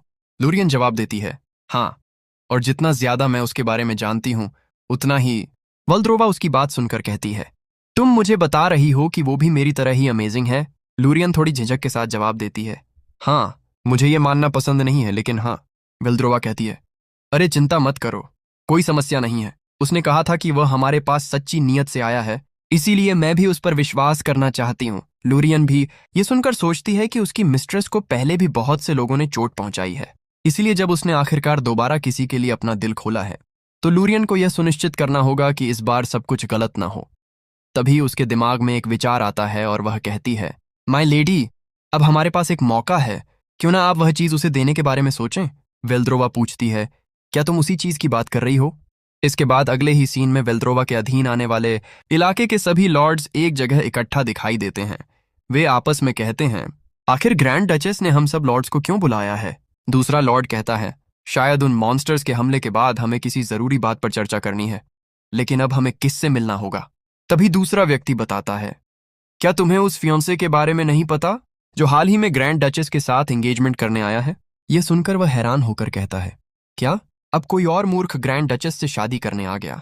दूसरा लॉर्ड कहता है, मैंने तो यह भी सुना है कि वह रोजनोवा फैमिली का तीसरा सदस्य है, एक यंग मास्टर जो अभी अभी 18 साल का हुआ है। दूसरा आदमी कहता है, और मैंने सुना है कि वह उस फैमिली का डिफेक्टिव प्रोडक्ट है जो ठीक से सोड तक नहीं संभाल सकता। बाकी लोग भी हैरान हो जाते हैं। उनमें से एक कहता है, क्या वह सच में रोजोवा फैमिली से है? उनमें से एक कहता है कि वह सामान्य सोल्जर से भी बदतर है। फिर सबसे वरिष्ठ बूढ़ा आदमी कहता है, आखिर वह कितनी देर तक टिक पाएगा? हमें उसके बारे में चिंता करने की जरूरत नहीं है, जल्द ही ग्रैंड डचेस के हाथों उसके टुकड़े कर दिए जाएंगे। ये लॉर्ड काउंट ओल्वेरा कैंसिलस था। बाकी लोग भी उसकी बात से सहमत होकर हंसने लगते हैं। तभी फेरडा की बहुत शानदार एंट्री होती है और घोषणा होती है, लॉर्ड फेरडा रोजवान आ रहे हैं। फेरडा वहां लूरियन के साथ आता है। कुछ समय पहले का सीन दिखाया जाता है जहां फेरडा पूछता है, क्या मुझे इन सभी लॉर्ड से मिलना जरूरी है? क्या मैं अभी जा सकता हूं? लूरियन कहती है, हाँ, तुम्हें अभी यही करना होगा। फेरडा पूछता है, आखिर मेरी मिस्ट्रेस को ग्रैंड डचेस वेल्द्रोवा क्यों कहा जाता है? लूरियन बताती है कि यह डार्कनेस का प्रतीक है जिसने demon king black dragon God को हराया था। इसी उपलब्धि के कारण ग्रेट एम्पायर ने उसे ग्रैंड डचेस का टाइटल और यह टेरिटोरी दिया। अब यहाँ मॉन्स्टर्स को खत्म करना सबसे महत्वपूर्ण काम है, क्योंकि उसका फियांसे होने के नाते फेरडा को भी पूरे टेरिटरी के मामलों को संभालना होगा। लूरियन समझाती है, सीधे शब्दों में कहें तो मेरी मिस्ट्रेस एक्सटर्नल अफेयर्स देखेंगी और आप इंटरनल अफेयर्स संभालेंगे। फेरडा मन ही मन सोचता है, तो तुम कहना चाहती हो कि मैं हाउसवाइफ बनकर रहूंगा? उसे लगता है कि वेल्द्रोवा शायद उसे अपनी शक्ति आजमाने का मौका देकर देखना चाहती है और अभी भी उस पर पूरी तरह भरोसा नहीं करती। फेरडा कहता है, ठीक है, चलो लॉर्ड से मिलते हैं। उसी मीटिंग में पहुंचकर फेरडा सभी से कहता है, आप सभी से मिलकर खुशी हुई। मैं वह व्यक्ति हूं जो जल्द ही ग्रैंड डचेस वेल्द्रोवा का पति बनने वाला है। चर्चा शुरू करने से पहले मैं जानना चाहता हूं कि आप लोग मेरे साथ कैसा व्यवहार करने वाले हैं। यह सुनकर सभी लॉर्ड्स हैरान रह जाते हैं। उन्हें लगता है कि यह तो शुरुआत ही है और मीटिंग शुरू होते ही उसने अपनी बात साफ कर दी। लॉर्ड काउंट कहता है, हम सभी ग्रैंड डचेस वेल्द्रोवा के अधीन रहते हैं और स्वाभाविक रूप से उनके पति का सम्मान करना चाहिए, लेकिन यहां मौजूद सभी लॉर्ड्स बहुत लंबे समय से एम्पायर के प्रति वफादार रहे हैं। फेरडा गंभीर नजरों से पूछता है, तो आपका जवाब क्या है? क्या आप मेरे साथ सम्मान से बात करेंगे या नहीं? बस इसका जवाब दीजिए। उसकी गंभीरता देखकर सामने वाला भी पसीना छोड़ने लगता है। लॉर्ड कहता है, इससे साफ है कि हमें आपको ग्रैंड डचेस वेल्द्रोवा के लाइफ पार्टनर के रूप में सम्मान देना चाहिए।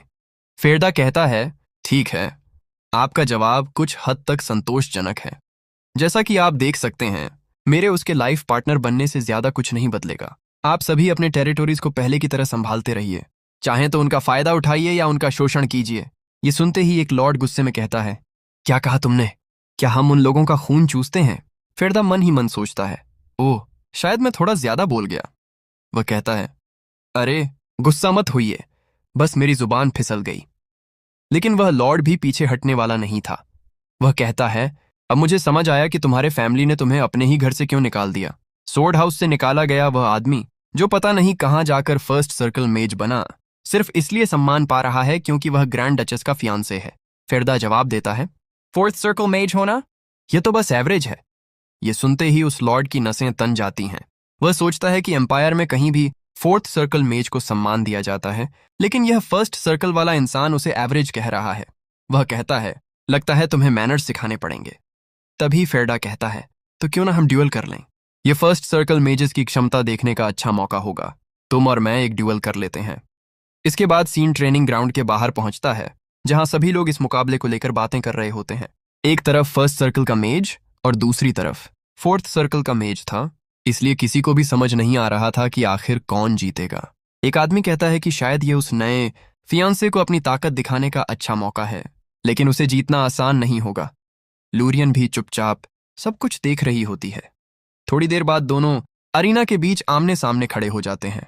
फिरदा पहले पूछता है, आखिर तुम कौन सी मैजिक इस्तेमाल करने वाले हो? यह सुनकर लॉर्ड विक चिल्लाकर कहता है, क्या तुम चाहते हो कि लड़ाई शुरू करने से पहले मैं अपने हाथ उठाकर अपनी मैजिक तुम्हें बता दूं? तुम्हारे चेहरे से ही लग रहा है कि तुम पहले से डर चुके हो। अगर हार माननी है तो अभी भी मौका है, क्योंकि मैं फोर्थ सर्कल की मैजिक इस्तेमाल करने वाला हूं। वह आगे कहता है, मैजिक ब्लास्ट। यह नाम सुनते ही सभी लॉर्ड्स हैरान हो जाते हैं। एक लॉर्ड कहता है, मैजिक ब्लास्ट, यह तो एक बेहद शक्तिशाली स्पेल है जो खास तौर पर डिस्ट्रक्शन के लिए बनाया गया है। अगर यह सीधे उस पर लगा तो उसके बचने की कोई संभावना नहीं होगी। फेरदा शांत होकर कहता है, अच्छा, अगर ऐसा है तो मैं भी तुम्हें एक बात बता देता हूं। मैं भी सिर्फ एक मैजिक इस्तेमाल करूंगा, इसे माना शॉट कह सकते हो। माना शॉट का नाम सुनकर लॉर्ड विक हंसता है और कहता है, क्या तुम्हें लगता है कि फोर्थ ग्रेड मैजिक स्पेल को तुम अपने बेसिक स्पेल से हरा सकते हो? फिरदा कहता है, इतनी जल्दी यह मत सोचो कि मैं जरूर हारूंगा। यह सुनकर लॉर्ड विक और ज्यादा गुस्सा हो जाता है। वह कहता है, क्या तुम इस मैजिक के साथ पागल हो गए हो? मैं तुम्हें पूरी तरह खत्म कर दूंगा। फिरदा उसके भीतर से निकल रही बेहद घनी किलिंग इंटेंट को महसूस करता है और सोचता है कि इतनी तीव्र भावनाओं के साथ इस्तेमाल की जाने वाली मैजिक निश्चित रूप से रेड सर्कल से जुड़ी होगी। तभी फिरदा 3 माना बॉल्स बनाता है। यह देखकर लॉर्ड विक भी चौंक जाता है। वह कहता है, ये क्या है? फिरदा शांत होकर कहता है, मैच तो पहले ही तय हो चुका है। इतना कहते ही वह तीनों माना बॉल सीधे उसकी तरफ फेंक देता है।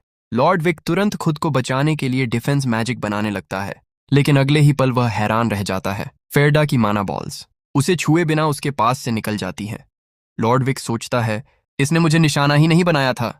तभी उसे एहसास होता है कि फेरडा ने उसकी उस माना सर्कल को निशाना बनाया था जो अभी पूरी तरह कंप्लीट भी नहीं हुई थी। फेरडा के अटैक के कारण वह माना सर्कल पूरी तरह टूट जाती है। लॉर्ड विक हैरान होकर सोचता है, इसने मेरी सर्कल को डिस्ट्रॉय कर दिया। आखिर फर्स्ट सर्कल में इतनी असली ताकत है? क्या कोई ऐसी टेक्निक है जो मैजिक सर्कल का इस्तेमाल करके उसे ही डिस्ट्रॉय कर सकती है? वह सोचता है कि वह खुद भी ऐसा नहीं कर सकता। तभी जोरदार बूम होता है। फेरडा का अटैक उतना खतरनाक नहीं था, लेकिन उसके हाथ पर एक गहरी चोट लग जाती है और वह अपना हाथ पकड़कर जमीन पर बैठ जाता है। वह मन ही मन सोचता है, मुझे विश्वास नहीं हो रहा, मैं हार गया। फेरडा पूरे एटीट्यूड के साथ उसके सामने खड़ा रहता है। वह आदमी अभी भी अपनी हार पर विश्वास नहीं कर पा रहा था। आखिरकार वह कहता है, ठीक है, मैं हार मानता हूं। अगर मैं पीछे हट गया तो यहां ऐसा कुछ नहीं है जो मैं हासिल नहीं कर सकता। सभी लॉर्ड्स भी हैरान रह जाते हैं। वे कहते हैं, क्या फोर्थ सर्कल का मेजर थासोल इतनी आसानी से हार गया, और वह भी फर्स्ट सर्कल मेज के हाथों? उन्हें अपनी आंखों पर विश्वास नहीं होता। तभी एक लॉर्ड शक करते हुए कहता है, रुको, कहीं ऐसा तो नहीं कि बेबी ड्रैगन ने उसकी मदद की हो? वह आदमी यह सुनकर डर जाता है, लेकिन फेरदा उसकी तरफ हाथ बढ़ाकर उसे उठाता है। थासोल भी कहता है कि उसने कभी नहीं सोचा था कि उसके जैसा इंसान भी इस दुनिया में किसी काबिल इंसान से मिल पाएगा। फेरदा उसकी तारीफ करते हुए कहता है कि उसकी मैजिक काफी शानदार थी। अगर वह थोड़ा और तेज होता तो फेरडा को सच में चोट लग सकती थी। इस जगह की ताकत रखने वाले लोगों को देखकर उसे राहत मिलती है। थासोल हंसते हुए कहता है, हाँ, तुमने मुझे पहचान लिया। वैसे राजधानी से निर्वासित होना इतना भी बुरा नहीं है। तुमसे मिलकर मुझे बहुत सम्मान और खुशी हुई। फेरदा पूछता है, तुम्हें राजधानी से निर्वासित क्यों किया गया, और तुम्हारा नाम क्या है? वह जवाब देता है, मेरा नाम थासोल विचार है। फेरदा कहता है, याद रख लिया।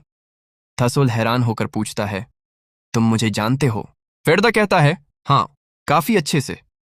इसके बाद वह थासोल के माथे पर उंगली रखता है और माना शॉट का इस्तेमाल कर देता है। अगले ही पल थासोल वहीं खत्म हो जाता है। यह देखकर सभी लॉर्ड्स बुरी तरह चौंक जाते हैं।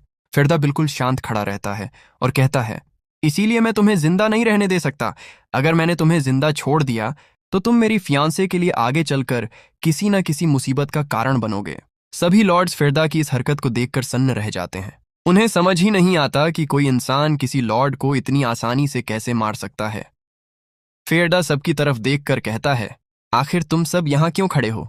इस बात पर ध्यान मत दो। वह ऐसा इंसान था जो सिर्फ मरने के लायक था। अगर उसे वैसे ही छोड़ दिया जाता तो वह ग्रैंड डचेस के लिए परेशानी खड़ी करता। तभी एक लॉर्ड पूछता है, लेकिन सर, आपने थासोल को पहली बार आज ही देखा था, फिर आपको कैसे पता कि उसे मारना ग्रैंड डचेस को परेशानी से बचाएगा? फेरदा जवाब देता है, ग्रैंड डचेस वेल्द्रोवा चाहती हैं कि इंसान खुश रहें। वह इंसानी शरीर में रहने वाली एक दयालु ग्रैंड डचेस हैं, जबकि थासोल उनकी इच्छा के खिलाफ जा रहा था। वैसे यह सब आगे चलकर होने वाला था, इसलिए मैंने तुम्हें थोड़ा पहले दिखा दिया। लॉर्ड्स ये सुनकर और भी घबरा जाते हैं। वे सोचते हैं कि यह पागलपन है। जिस अपराध को थासोल ने अभी किया भी नहीं, उसके भविष्य के कारण उसे मार दिया गया। फिरदा उन्हें शांत करते हुए कहता है, चिंता मत करो, तुम लोग जो भी करो, मैं तुम्हें कुछ नहीं कहूंगा। इसके बाद सीन एक बगी के अंदर शिफ्ट होता है, जहां फिरदा अपना सिर पकड़े बैठा है। वह सोचता है, मेरा सिर घूम रहा है। अगर मैं सोचूं तो मैंने थासोल को पकड़ लिया और उसे मारने की कोशिश की। मैंने माना शॉट इस्तेमाल किया, जिसकी वजह से मेरी पूरी मानसिक शक्ति ड्रेन हो गई। ऊपर से यह कैरेज मेरा सिर और घुमा रही है। इस स्टैंडर्ड पर तो मुझे पुराने जमाने की कार्स बहुत याद आ रही हैं, हालांकि वे अभी इन्वेंट भी नहीं हुई हैं। तभी लूरी ताली बजाते हुए कहती है, काफी शानदार। तुम्हारी पहली ही मीटिंग में ग्रैंड डचेस के एक लॉयल व्यक्ति को मार दिया गया। यह तुम्हारी एंगेजमेंट के लिए बहुत बड़ी परेशानी बनने वाली है। फेरडा पूछता है, तुम कहना चाहती हो कि मैंने ग्रैंड डचेस के लॉयल व्यक्ति को मार दिया? लूरी जवाब देती है, हाँ, चाहे तुम मानो या नहीं, वह ग्रैंड डचेस के सबसे लॉयल लोगों में से एक था। फेरडा कहता है, तो यह थोड़ा मुश्किल हो सकता है। लूरी बताती है कि थासोल कुछ मामलों में सही था और उसमें थोड़ी करप्शन भी थी, लेकिन फिर भी वह ग्रैंड डचेस के सबसे अच्छे लॉयल लोगों में से था। बाकी लॉर्ड्स भी अपने फायदे के लिए जेब भरने में लगे हुए हैं। फेरदा मन ही मन सोचता है कि यहाँ के सभी लॉर्ड्स काफी बड़े भ्रष्ट लोग हैं। फिर वह कहता है, फिर भी एंगेजमेंट अपने तरीके से आगे बढ़ेगी, क्योंकि थासोल को मारने का मेरा फैसला सही था। इसके बाद उसकी नजर सामने रखे एक बंडल पर पड़ती है। फेरदा सोचता है कि अगर उसकी मेमोरी सही है तो थासोल ने अतीत में एक बहुत बड़ा अपराध किया था। तभी सीन थासोल के घर पर जाता है, जहां उसका बटलर फेरडा और लूरी का स्वागत करता है। बटलर कहता है, आपका इस शानदार घर में स्वागत है। ग्रैंड डचेस के कास्टल से आए मेहमान की सेवा करना मेरे लिए सम्मान की बात है, लेकिन मुझे अफसोस है कि हमारे मास्टर अभी यहां मौजूद नहीं है। फेरदा सीधे कहता है, वह मर चुका है। यह सुनकर बटलर घबरा जाता है। फेरडा उसके सामने बंडल फेंक देता है। बटलर पूछता है, ये क्या है? लूरी कहती है, जो भी है इसे ले जाओ और कासल के सामने किसी अच्छी जगह पर लटका देना। बटलर कहता है, जी मैं ऐसा कर दूंगा। लेकिन जब वह बंडल खोलता है तो उसमें अपने मास्टर को देखकर वहीं चीख पड़ता है। इसके बाद सीन थासोल के कमरे में जाता है। लूरी चारों तरफ देखते हुए कहती है, ऐसा लगता है जैसे हम किसी खाली घर को लूटने आए हैं। तुमने एक लॉयल आदमी को मार दिया है, इसलिए बेहतर होगा कि हमें यहां से कोई सबूत मिल जाए। फेरडा कहता है, पूरा मामला मेरी वजह से खत्म हो चुका है। क्या अब भी सबूत ढूंढना जरूरी है? लूरी गुस्से में कहती है, मैं तो सोच रही थी तुम्हारा सिर काटकर वापस ले जाऊं और तुम्हारी एंगेजमेंट ही खत्म करवा दूं। तभी फेरडा कहता है, ओह, मिल गया सबूत। वह बेड के नीचे एक हिडन डोर देखता है। लूरी मैकेनिज्म ढूंढने लगती है, लेकिन फेरडा कहता है, मैकेनिज्म को छोड़ो। फेरडा कहता है, चलो अंदर चलते हैं। दोनों अंडरग्राउंड जगह में पहुंचते हैं। वहां लूरी सामने का नजारा देखकर कहती है कि यहां अंडरग्राउंड जगह है और अजीब बदबू भी आ रही है। अंदर एक सीक्रेट लैबोरेटरी होती है, जहां इंसानों और मॉन्स्टर्स की कई लाशें पड़ी होती हैं। आसपास के निशानों से साफ पता चलता है कि यहां इंसानों और मॉन्स्टर्स के शरीर पर रिसर्च की जा रही थी। लूरी समझ जाती है कि ये डिमोनिक फॉलोअर्स का काम है, ऐसे लोग जो डिमोनिक पावर से प्रभावित होकर अपनी ह्यूमैनिटी तक सैक्रिफाइस कर देते हैं। तभी उसे पता चलता है कि थासोल शायद डार्क मेज और नेक्रोमैंसर भी था। लूरी एक बॉडी देखकर कहती है, रुको, ये किसी सोल्जर की लाश जैसी लग रही है। लेकिन गौर से देखने पर पता चलता है कि उसके ह्यूमन ऑर्गन्स को मॉन्स्टर के ऑर्गन्स से जोड़ दिया गया था। लूरी कहती है, उस बास्टर्ड को मरना ही था। मुझे पहले से ही इंसानों पर भरोसा नहीं था। अगर वह डीमन फॉलोअर था तो उसका अपराध किसी नोबल को मारने से भी कहीं बड़ा है। तभी लूरी फेरदा की तरफ देखकर पूछती है, लेकिन आखिर तुम्हें इस जगह के बारे में कैसे पता चला?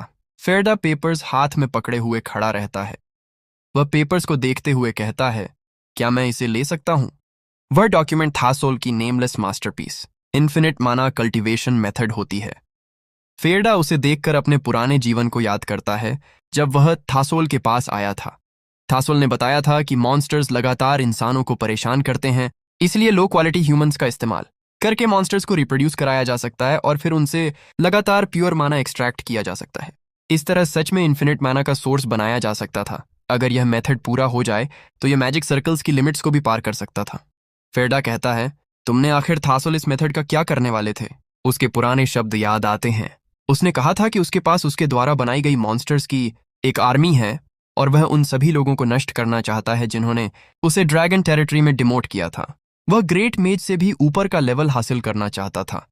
फिरदा सोचता है, ये मेरी रिवेंज के लिए काफी उपयोगी हो सकता है, धन्यवाद। लेकिन फिर वह याद करता है कि थासुल को उसने अपने ही हाथों से फिर मार दिया। फिरदा सोचता है कि यही वह नेमलेस माना कल्टीवेशन मेथड है जिसकी मदद से वह अपने पिछले जीवन में बहुत तेजी से 8 सर्कल तक पहुंचा था। अगर वह इसे फिर से स्टडी करे तो इस बार भी बाकी लोगों से कहीं तेजी से 8 सर्कल तक पहुंच सकता है। तभी लूरी कहती है, ऐसी चीज देखकर लगता है कि सभी इंसान एक जैसे होते हैं। रिसर्च पहले ही पूरी हो चुकी है और रिसर्चर भी मर चुका है।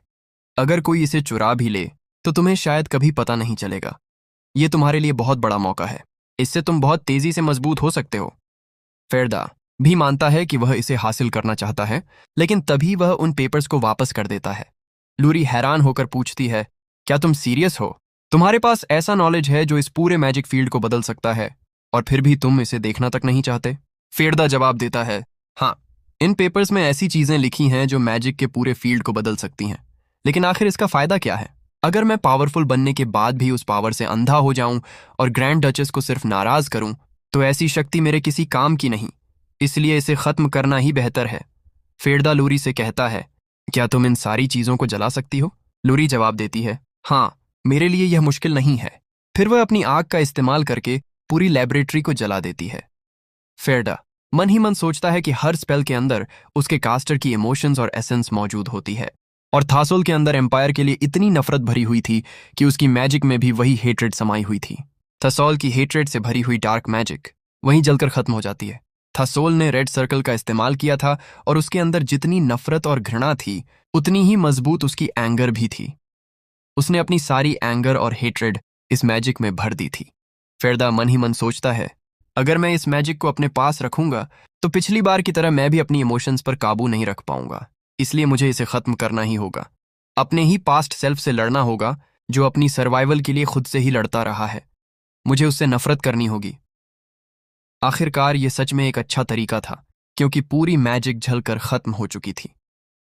लूरी भी फेरदा को गौर से देखते हुए मन ही मन सोचती है, तो ये इंसान सच में अनप्रिडिक्टेबल साइको है और ऊपर से मैसोकिस्ट भी है। मुझे बिल्कुल पसंद नहीं है कि मेरी मास्टर को ऐसे इंसान के साथ रहना पड़े। चलो इस बेकार जगह से निकलते हैं। वैसे भी यहाँ खून की बदबू बहुत ज्यादा है। मास्टर की एंगेजमेंट से पहले ऐसी जगह पर आना अशुभ होगा।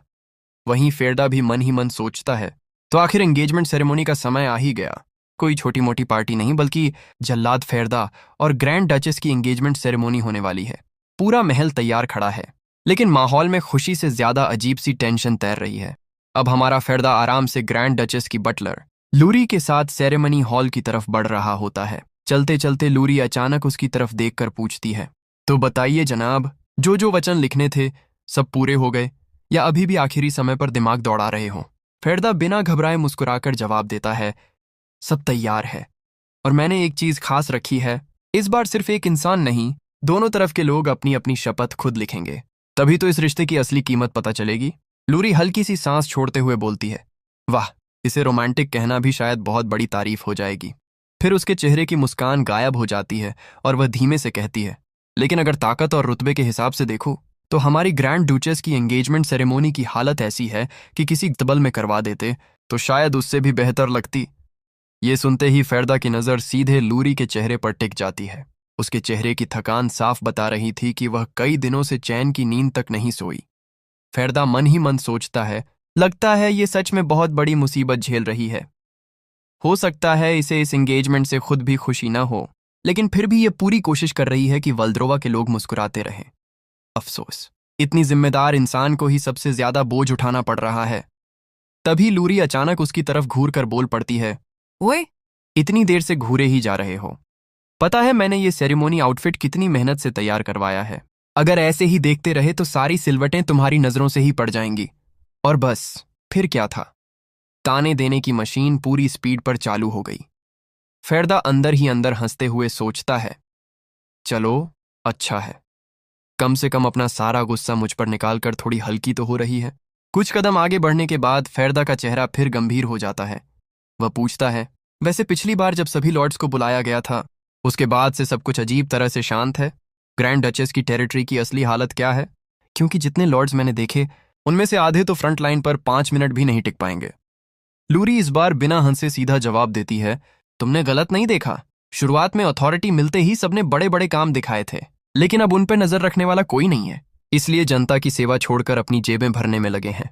अपनी मिलिट्री फोर्स के दम पर लोगों को दबाते हैं और हालात ऐसे हैं कि कब कोई बड़ा दंगा भड़क जाए कोई भरोसा नहीं। फेरदा भी गंभीर होकर कहता है, यह मामला तो उम्मीद से कहीं ज्यादा खराब निकला। अगर ग्रैंड डचेस खुद जाकर उन्हें सिर्फ एक शब्द बोल दें तो सारे लॉर्ड्स अगले ही पल घुटनों पर आ जाएंगे। लेकिन लूरी हल्की सी मुस्कुराती है और रहस्यमयी अंदाज में कहती है, थोड़ा सब्र रखो, बहुत जल्द तुम्हें खुद समझ आ जाएगा कि आखिर ग्रैंड डचेस इन मामलों में दखल क्यों नहीं देती। ये सुनकर फेरदा के दिमाग में सवाल ही सवाल घूमने लगते हैं, लेकिन जवाब एक भी नहीं मिलता। तभी दोनों महल के विशाल दरवाजे तक पहुंचते हैं। दरवाजा धीरे धीरे खुलता है और उनके सामने सेरेमोनी हॉल दिखाई देता है। पूरे हॉल में अनगिनत मोमबत्तियां जल रही थीं। उनकी सुनहरी रोशनी पूरे कमरे को ऐसा बना रही थी जैसे किसी शाही कहानी का सबसे अहम पल अब शुरू होने वाला हो।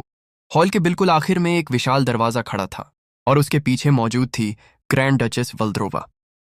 लूरी धीरे धीरे उस दरवाजे के पास पहुंची, फिर फेरदा की तरफ मुड़कर बोली, लॉर्ड फेरदा, कृपया अपनी जगह पर बैठकर इंतजार कीजिए, सेरेमनी बस शुरू होने ही वाली है। इतना कहकर उसने भारी गेट को धीरे धीरे खोलना शुरू किया, लेकिन लॉन्डो, जैसे ही दरवाजा थोड़ा सा खुला, अगले ही पल फेरदा के चेहरे का रंग उड़ गया।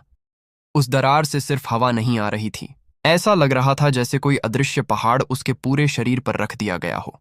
हर सांस लेना मुश्किल हो गया। फेरदा मन ही मन सोचने लगा, ये कैसी प्रेजेंस है? ऐसा लग रहा है जैसे मेरी हड्डियां एक एक करके टूटने वाली हों। क्या सच में मेरे जैसे इंसान को वल्द्रोवा के सामने खड़े होने की इजाजत मिलनी भी चाहिए? और सबसे मजेदार बात, अभी तो ग्रैंड डचेस पूरी तरह बाहर भी नहीं आई थी। ड्रैगन फॉर्म में रहते हुए उसने बस अपना एक पंजा दरवाजे के बाहर निकाला था और सिर्फ उसी से ऐसा दबाव बन गया था कि आम इंसान तो शायद वहीं बेहोश हो जाता। उधर लूरी बिना किसी रिएक्शन के सेरेमोनी शुरू करती है। बिल्कुल प्रोफेशनल अंदाज में वह रस्में पढ़ना शुरू करती है। आज से दो अमर अस्तित्व एक बंधन में जुड़ेंगे, ऐसा बंधन जिसे न हेवन की अथॉरिटी तोड़ पाएगी और न ही टाइम। इतना बोलकर वह फेरदा के प्याले में वाइन भरती है। फेरदा बिना कुछ सोचे एक ही सांस में पूरा प्याला खाली कर देता है, लेकिन घूंट नीचे उतरते ही उसे एहसास हो जाता है कि मामला कुछ अलग है।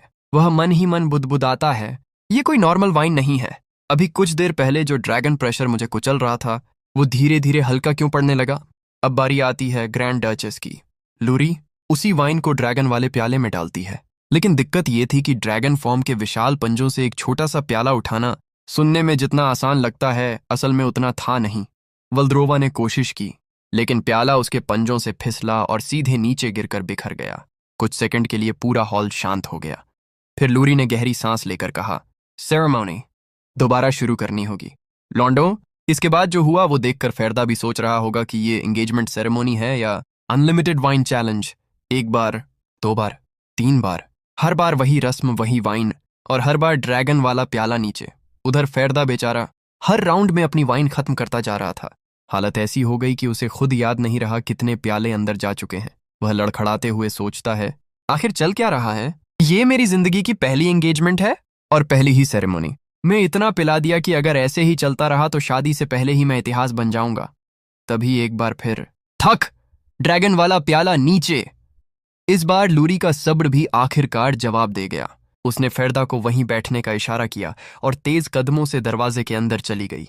अगले ही पल अंदर से उसकी गूंजती हुई आवाज पूरे हॉल में सुनाई देने लगी, मास्टर! आखिर आप कर क्या रही हैं? ये सब कब तक चलेगा? शादी करने की जिद सबसे पहले आपने की थी। मैं यहाँ आपकी लॉयल बटलर बनकर सब संभाल रही हूँ और आपका फियांसे सामने बैठा इंतजार कर रहा है, लेकिन आप अब भी दरवाजे के पीछे छुपी हुई हैं। इसमें कोई लॉजिक है क्या?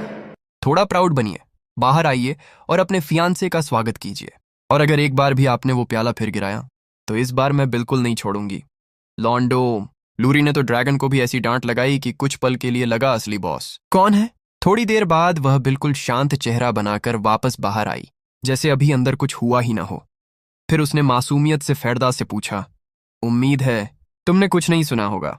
नशे में झूमता हुआ फेरदा मुस्कुराकर बोला, कुछ आवाज तो आई थी, लेकिन मानना पड़ेगा वो ड्रैगन ब्रेथ से भी ज्यादा खतरनाक थी। लूरी हल्का सा खांस कर बोली, सेरेमोनी का सही से पूरा होना बहुत जरूरी है, और जैसा कि तुमने शायद समझ लिया होगा, मेरे मास्टर को सोशल एंग्जाइटी है। फेरदा का नशा एक पल को गायब हो गया। रुको, क्या सोशल एंग्जाइटी? लूरी ने सिर हिलाया। हाँ, लेडी वल्द्रोवा इंसानों से बात करने में सहज महसूस नहीं करती। यही वजह है कि वो मॉन्स्टर्स का शिकार तो कर लेती हैं, लेकिन अपनी गुफा से बाहर आना उन्हें बिल्कुल पसंद नहीं। फेरदा हैरान होकर पूछता है, अगर ऐसा है तो हमारी सेरेमोनी आखिर पूरी कैसे होगी? तभी धीरे धीरे दरवाजे के पीछे से एक हाथ बाहर आता है। अगले ही पल वल्द्रोवा खुद बाहर कदम रखती है, लेकिन इस बार ड्रैगन फॉर्म में नहीं, बल्कि सिर से पैर तक भारी आर्मर पहने हुए। वह चुपचाप आकर फेरदा के सामने बैठ जाती है। फेरदा उसे देखकर सोचने लगता है, ये अपना चेहरा क्यों छुपा रही है? मैंने तो सुना था ह्यूमन फॉर्म वाले ड्रैगन्स बेहद खूबसूरत होते हैं, लेकिन ये तो ऐसे तैयार होकर आई है जैसे एंगेजमेंट नहीं, सीधे बैटलफील्ड जीतने जा रही हो। लूरी बिना समय गंवाए फिर से सेरेमोनी शुरू करती है। वही रस्में, वही शपथ, और इस बार फिर ड्रैगन वाले प्याले में वाइन भरी जाती है। फर्क बस इतना था कि आर्मर की वजह से वल्द्रोवा सीधे पी नहीं सकती थी, इसलिए उसने धीरे से अपने हेलमेट का सामने वाला हिस्सा थोड़ा सा ऊपर उठाया, और लॉन्डो फेरदा को उसका पूरा चेहरा भी नहीं दिखा। सिर्फ उसके होंठों की एक झलक मिली, बस उतनी सी, लेकिन वही एक पल उसके लिए काफी था। फेरदा जैसे वहीं का वहीं जम गया। दूसरी तरफ वल्द्रोवा इस बार आराम से प्याला उठाकर पूरी वाइन पी जाती है। फेरदा की नजर उससे हटने का नाम ही नहीं ले रही थी। वह मन ही मन सोचता है, लगता है मैंने वाइन कुछ ज्यादा ही पी ली, या फिर सच में ये इतना खूबसूरत नजारा है। अभी कुछ देर पहले तक मैं इससे डर रहा था, और अब डर का नामो निशान तक नहीं बचा। क्या क्या सच में ये मेरे जैसे एक साधारण इंसान के लिए इतनी तैयारी करके आई है? तभी लूरी अगली रस्म की तरफ बढ़ते हुए फेरदा की तरफ देखती है और कहती है, अब अगला चरण शुरू होगा, और इस बार बारी है उन शपथों की जिन्हें तुमने खुद अपने हाथों से लिखा है। फेरदा भी धीरे से अपनी जेब में हाथ डालता है और वो कागज बाहर निकाल लेता है जिस पर उसने पहले से अपने वचन लिख रखे थे। लेकिन लॉन्डो कागज हाथ में आते ही उसके चेहरे पर एक अलग ही एहसास दिखाई देता है। वह मन ही मन सोचता है, मैं उस भविष्य को अपनी आंखों से देख चुका हूं, इसलिए इन शब्दों का असली मतलब यहां किसी को समझ नहीं आएगा, लेकिन मेरे लिए इनकी कीमत पूरी जिंदगी से भी ज्यादा है। इतना सोचकर फेरदा बिना किसी हिचकिचाहट के अपनी शपथ पढ़ना शुरू करता है। शायद तुम मुझे उतना नहीं जानती जितना मैं तुम्हें जानता हूं, क्योंकि मैंने तुम्हें सिर्फ बाहर से नहीं देखा, मैंने तुम्हारा दिल देखा है। उसी दिल के जरिए मैंने तुम्हारी पूरी कहानी जानी। मैंने देखा कितनी बार तुम्हारे साथ विश्वासघात हुआ, कितनी बार तुम्हारा अपमान किया गया, फिर भी तुम कभी अपनी जिम्मेदारियों से पीछे नहीं हटी। जिन्होंने तुमसे नफरत की उन्हें भी तुमने अपनाया, और जिनसे तुम सच में प्यार करती थीं उनसे तुमने कभी मुंह नहीं मोड़ा। तुम्हारी यही महानता, तुम्हारी यही गरिमा मेरे रास्ते की सबसे बड़ी रोशनी बनी। इसलिए आज मैं भी एक वादा करता हूं, जिस तरह तुमने अपना दिल मेरे हवाले किया था, आज मैं भी अपना दिल तुम्हें सौंपता हूं। मेरी हर इच्छा, मेरा हर सपना, मेरी हर उम्मीद आज से सिर्फ तुम्हारी है। फिर फेरदा कागज को धीरे से नीचे कर देता है और मुस्कुराकर कहता है, ये शब्द मैंने पहले नहीं लिखे थे, लेकिन तुम्हारे जैसी खूबसूरत और महान महिला के साथ जीवन बिताने का मौका मिलना मेरे लिए किसी सम्मान से कम नहीं है। लॉन्डो, पूरे हॉल में ऐसी खामोशी छा गई कि मोमबत्तियों की लौ तक सुनाई देने लगे। लूरी भी कुछ पल तक बिना कुछ बोले वहीं खड़ी रह गई। शायद उसने भी ऐसे वचन सुनने की उम्मीद नहीं की थी। कुछ सेकंड बाद उसने खुद को संभाला और वल्द्रोवा की तरफ देखकर बोली, मास्टर, अब आपकी बारी है। लेकिन उधर से कोई जवाब नहीं आया।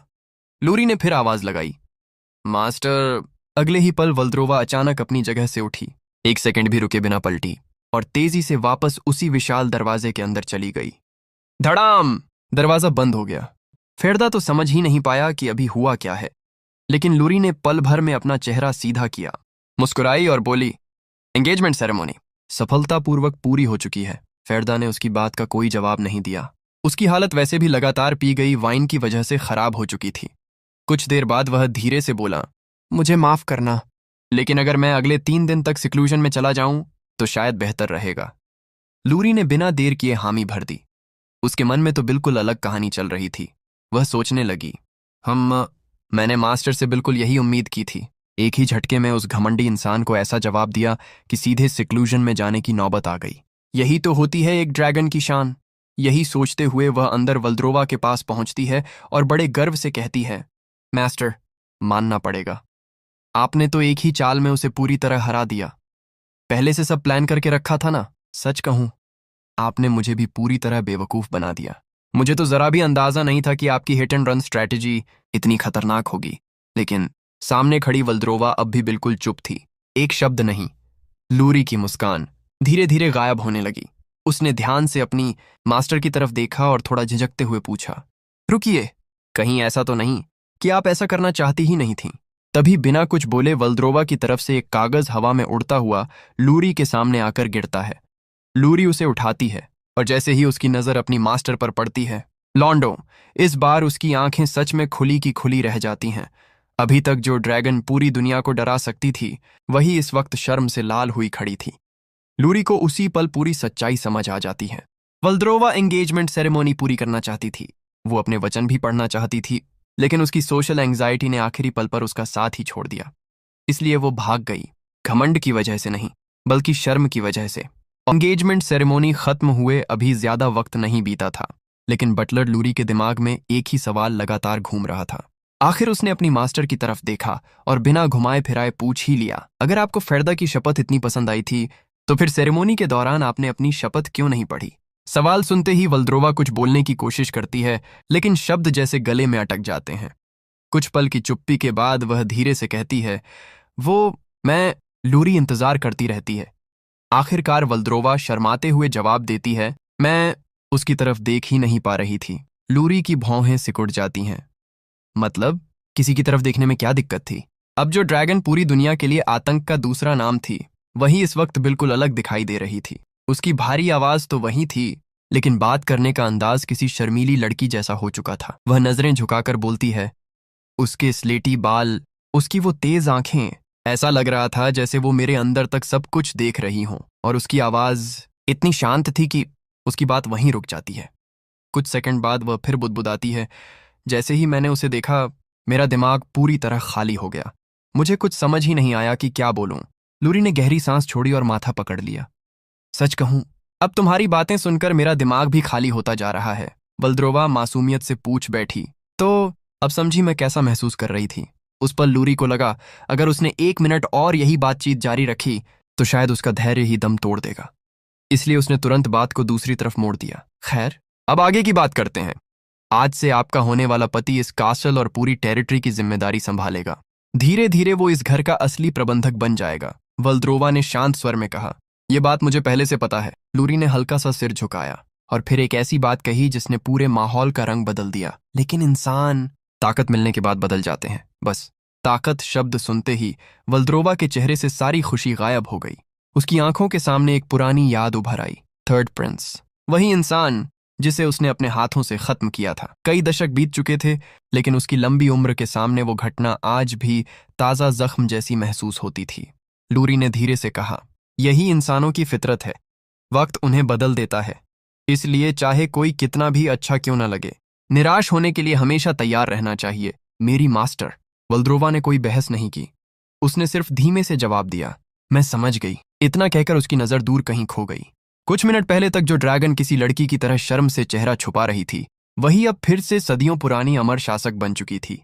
लूरी को भी अच्छा नहीं लग रहा था कि इतनी खुशी वाले दिन उसे ऐसी कड़वी बातें करनी पड़ रही थीं, लेकिन वह जानती थी कि यही सबसे जरूरी सीख थी।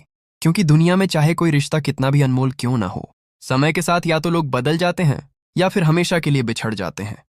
और एक ड्रैगन स्पॉन होने के साथ साथ अपनी मास्टर की सबसे वफादार बटलर होने के नाते इससे बेहतर सलाह वह कभी नहीं दे सकती थी। दूसरी तरफ एंगेजमेंट सेरेमोनी खत्म होते ही फेर्दा बिना किसी से मिले सीधे सिक्लूजन में चला गया। फेर्दा को सिर्फ अकेले बैठकर अपने ही दिल में उठे सवालों का जवाब ढूंढना था। वह आंखें बंद करके उसी पल को बार बार याद करने लगा। आखिर उसे देखते ही मेरे साथ ऐसा क्या हुआ था? जब उसने शपथ लिखी थी, तब उसने सिर्फ वही लिखा था जो उस वक्त उसके दिल में आया। लेकिन जैसे ही उसने उन शब्दों को जोर से बोला, उसके अंदर दबा हुआ कोई एहसास अचानक बाहर आने लगा। यहां तक कि उसने वो बातें भी कह दी जो उसने कागज पर लिखी तक नहीं थीं। फेर्दा खुद से पूछता है, मैंने ऐसा क्यों किया? जवाब उसे पता था। उसे मालूम था कि उन शब्दों को सुनकर ग्रैंड डचेस जरूर घबरा जाएगी, यहां तक कि पूरी सेरेमनी भी बिगड़ सकती थी। फिर भी उसने खुद को रोका नहीं, क्योंकि उस पल उसे ऐसा महसूस हुआ था कि अगर उसने वो बातें अभी नहीं कहीं तो शायद कभी कह ही नहीं पाएगा। उसने फैसला दिमाग से नहीं, किसी अनजानी भावना के बहाव में लिया था। लेकिन आखिर वो भावना थी क्या? यही सवाल लेकर फेरदा ने अपनी सारी यादें एक एक करके दोबारा देखनी शुरू की। उसने उस दिन का हर दृश्य, हर आवाज और हर एहसास बार बार अपने दिमाग में दोहराया। एक बार नहीं, दर्जनों बार। वह यह सुनिश्चित करना चाहता था कि कहीं उसका निष्कर्ष गलत तो नहीं। काफी देर बाद आखिर उसे जवाब मिल ही गया। सब कुछ उसी एक पल से शुरू हुआ था। वही पल जब ग्रैंड डचेस ने अपना आर्मर थोड़ा सा ऊपर उठाकर एंगेजमेंट वाइन पी थी। उसके चेहरे की बस एक झलक ने फेरदा को पूरी तरह रोक दिया था। उस एक क्षण के लिए वह दुनिया का महान ग्रैंड मेज नहीं रहा। वह सिर्फ एक साधारण इंसान बन गया था जो पहली बार किसी को देखकर अपना दिल हार बैठा था। लेकिन फिर भी उसके मन में आखिरी सवाल बाकी था। आखिर इस एहसास का नाम क्या है? जवाब ढूंढने के लिए उसने उसी याद को बार बार दोहराना शुरू कर दिया। सिर्फ वही एक पल, बार बार, लगातार।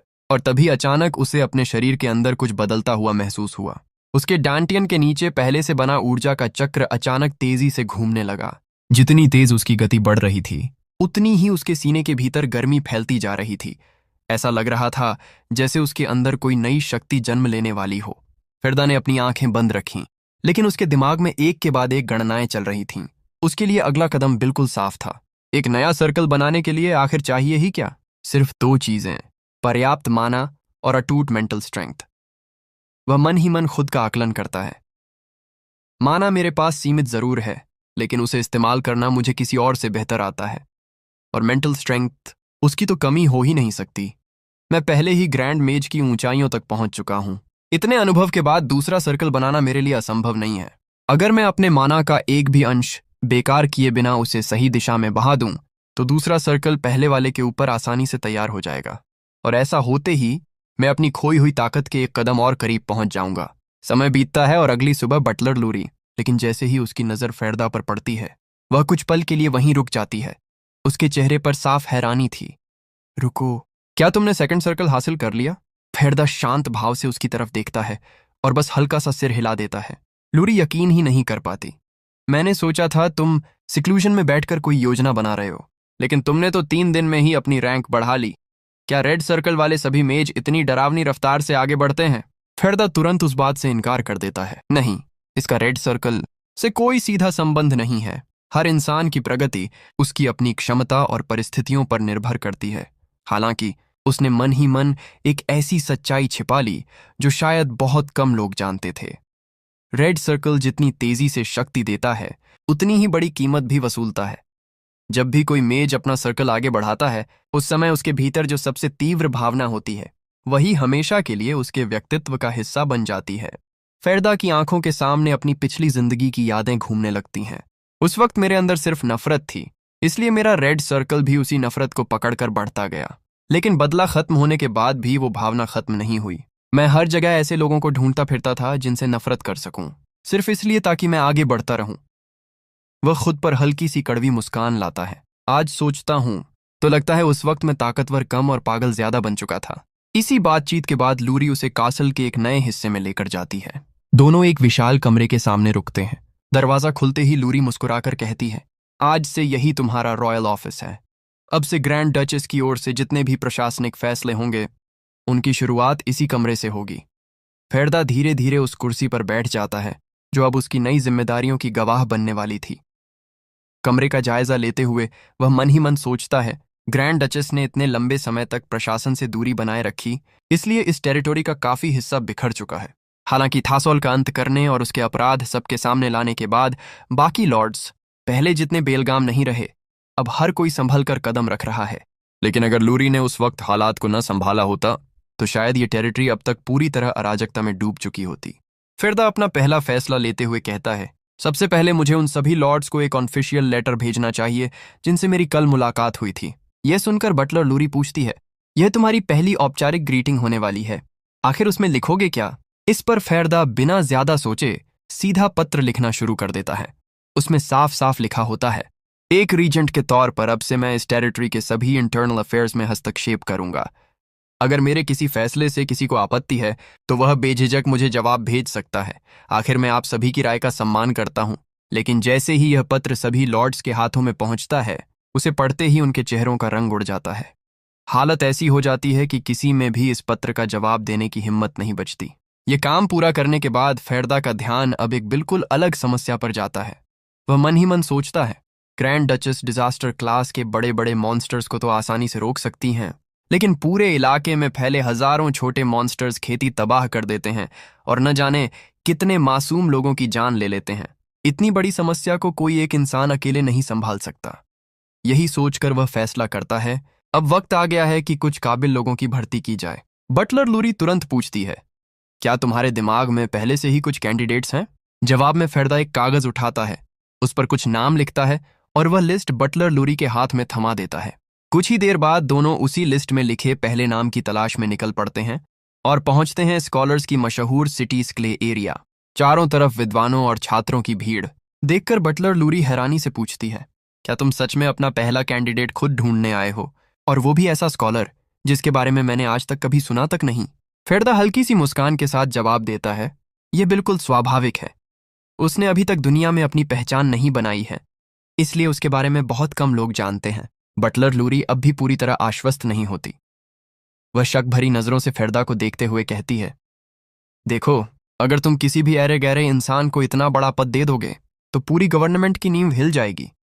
कहीं ऐसा तो नहीं कि तुमने ये नाम उसी वक्त सोचकर लिख दिए हों? फेरदा बिना झिझक जवाब देता है, ऐसी बात बिल्कुल नहीं है। इन लोगों की जानकारी जुटाने में मैंने बहुत लंबा समय लगाया है। फेरदा मन ही मन सोचता है, एक वक्त ऐसा भी था जब ग्रेस्ट मेरी हिट लिस्ट में शामिल था। मैं उसकी हर उपलब्धि, हर काम और उसके बारे में मिली हर जानकारी को सिर्फ इसलिए खंगालता था ताकि उसकी कोई कमी ढूंढ सकूं, कोई ऐसी वजह जिससे मैं उससे नफरत कर सकूं। लेकिन अब पीछे मुड़कर देखता हूं तो एहसास होता है, उस समय मैं सच में पागलपन की हद तक पहुंच चुका था। इन्हीं ख्यालों में चलते चलते फेरदा और बटलर लूरी शहर के बीचों बीच बनी एक बड़ी मूर्ति के पास पहुंच जाते हैं। तभी पास की एक दुकान से जोरदार आवाज आती है, ओ यंग मैन और छोटी मिस, अगर पूरे दिन घूमने के बाद थक गए हो तो हमारे स्वीट स्नैक्स जरूर ट्राई करना। एकेडमी के स्टूडेंट्स इनके दीवाने हैं। फेरदा सीधे दुकान के पास पहुंचकर पूछता है, क्या यहां अक्सर एकेडमी के ग्रेजुएट्स आते हैं? दुकानदार गर्व से मुस्कुराता है, बिल्कुल आते हैं, मैं कई सालों से यही दुकान चला रहा हूं। यहां आने जाने वाले ज्यादातर लोगों को मैं पहचानता हूं। यह सुनकर फेरदा अगला सवाल करता है, तो क्या तुम किसी मेसी स्कॉलर को जानते हो? दुकानदार कुछ पल सोचता है, फिर उंगली उठाकर कहता है, ओह, तुम उसके निकनेम की बात कर रहे हो। लेकिन यहाँ हर दिन इतने लोग आते हैं कि सबके चेहरे याद रखना आसान नहीं है। उसकी बात सुनकर फेरदा तुरंत समझ जाता है कि बूढ़ा सीधे सीधे जानकारी नहीं देने वाला। पहले खरीदारी कराओ, फिर जवाब मिलेगा। वह हल्की मुस्कान के साथ पूछता है, ठीक है, बताओ कितने कॉइन्स लगेंगे? दुकानदार फौरन जवाब देता है, सिर्फ 5 कॉइन्स में 3 स्वीट स्नैक्स। फेरदा शांत स्वर में कहता है, मेरे लिए तो एक ही काफी है। लेकिन उसके बोलते ही बटलर लूरी तुरंत बीच में बोल पड़ती है, नहीं, 3 ही देना।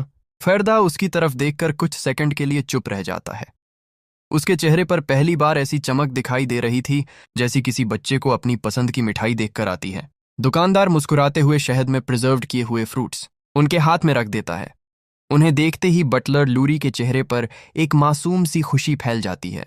यह नज़ारा देखकर फेरदा हल्की मुस्कान के साथ कहता है, सच कहूं, मुझे बिल्कुल उम्मीद नहीं थी कि तुम्हें ऐसी मीठी चीजें पसंद होंगी। बटलर लूरी तुरंत अपनी सफाई पेश करती है, गलत मत समझना, मुझे ये पसंद वसंद की वजह से नहीं चाहिए थे। मैं तो बस ये सुनिश्चित कर रही थी कि जानकारी देने वाले को उसकी मेहनत की अच्छी कीमत मिले।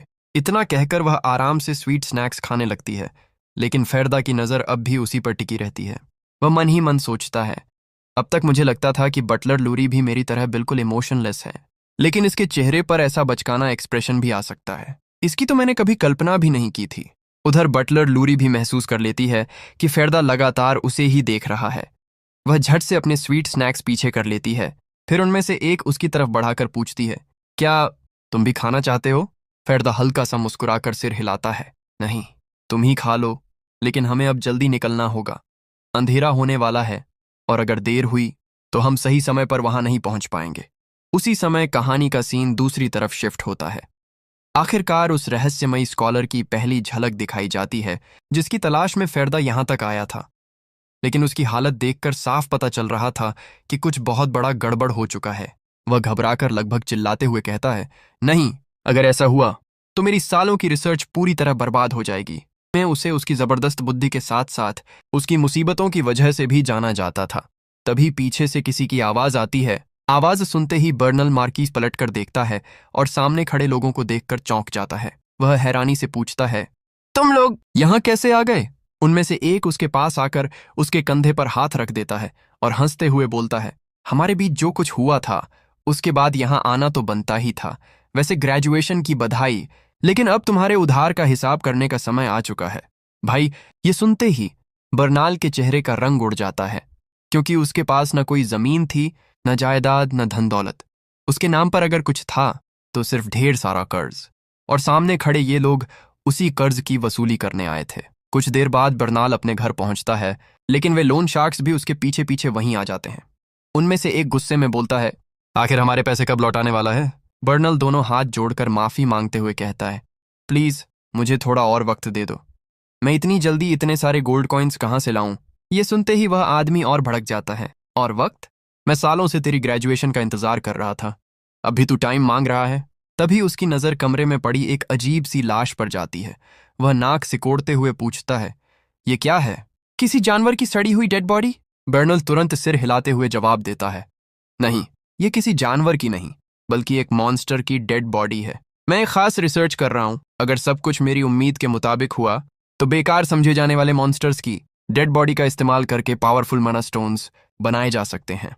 वह आगे समझाता है, ऐसे मटेरियल्स इकट्ठा करना आसान नहीं होता, लेकिन अगर मेरी रिसर्च सफल हो गई तो पूरे कॉन्टिनेंट के लिए यह बहुत बड़ी मदद साबित होगी। भाई, बर्नाल की आंखों में अपने रिसर्च को लेकर गजब का जुनून था, लेकिन सामने वाले को उसके सपनों से कोई मतलब नहीं था। वह झल्लाकर बोलता है, फिर वही बहाना, मैं अब तक सिर्फ इसलिए इंतजार करता रहा क्योंकि तू कहता था कि कोई बड़ी रिसर्च कर रहा है। अब सीधा बता, क्या तेरी ये रिसर्च अभी इसी वक्त पैसे कमा सकती है? बर्नल बेबस होकर धीरे से जवाब देता है, नहीं, इतनी जल्दी नहीं। रिसर्च पूरी करने के लिए अभी बहुत सारे वेरिएबल्स बाकी हैं। यह सुनते ही वह आदमी ताना मारते हुए बोलता है, तू सच में ऐसा रिसर्चर है जिसे असली दुनिया की कोई समझ ही नहीं। मेरी मान, अपनी ये रिसर्च छोड़ और वेपन रिसर्च में लग जा। वहां पैसा भी है और तेरे जैसे टॉप स्कॉलर की बहुत कीमत भी। लेकिन बर्नल तुरंत मना कर देता है, नहीं, मेरे पास पहले से कई रिसर्च प्रपोजल्स हैं, मैं वेपन रिसर्च नहीं कर सकता। अरे भाई, इतना सुनना था कि सामने वाले का गुस्सा फूट पड़ता है। वह बिना एक पल गंवाए अपनी नाइफ निकालकर पूरी ताकत से बर्नल की तरफ फेंक देता है। नाइफ उसके चेहरे के बिल्कुल पास से गुजरती है और पीछे दीवार में धंस जाती है। भाई, अगर वह थोड़ा भी इधर उधर होता तो आज उसकी कहानी यहीं खत्म हो जाती। वह आदमी ठंडी आवाज में बोलता है, मैं प्यार से समझा रहा था, लेकिन लगता है तुझे बातों से समझ नहीं आएगी।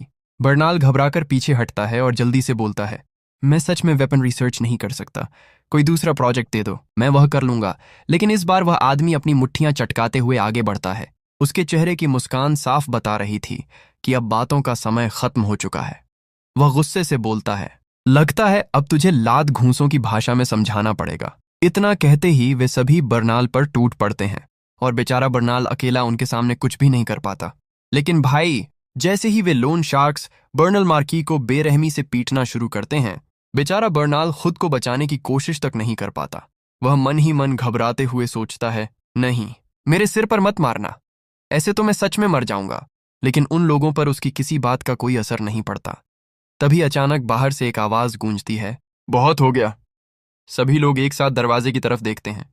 वहां फेरदा खड़ा होता है और उसके साथ लूरी भी मौजूद होती है।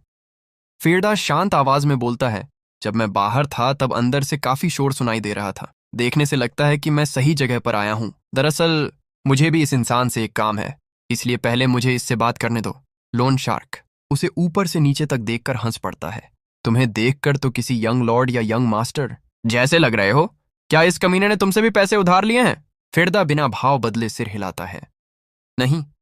वह आदमी फिर बोलता है, तो फिर थोड़ा इंतजार करो, पहले मैं इससे अपना हिसाब बराबर कर लूं, उसके बाद इसे तुम्हारे हवाले कर दूंगा। चिंता मत करो, बोलने की हालत में छोड़ूंगा। फेरदा हल्की मुस्कान के साथ जवाब देता है, असल में मुझे इसके मुंह की नहीं, इसके दिमाग की जरूरत है। भाई, ये सुनते ही वहां मौजूद सभी लोग एक पल के लिए चुप हो जाते हैं। फेरदा आगे कहता है, ऐसा करते हैं, इसके बदले मैं इसका पूरा कर्ज चुका देता हूं। लोन शार्क की आंखें चमक उठती हैं। वह तुरंत बोलता है, सूद समेत पूरे 72 गोल्ड कॉइन्स बनते हैं। क्या तुम सच में इतनी रकम दे पाओगे? फेरदा बिना झिझके जवाब देता है, बिल्कुल।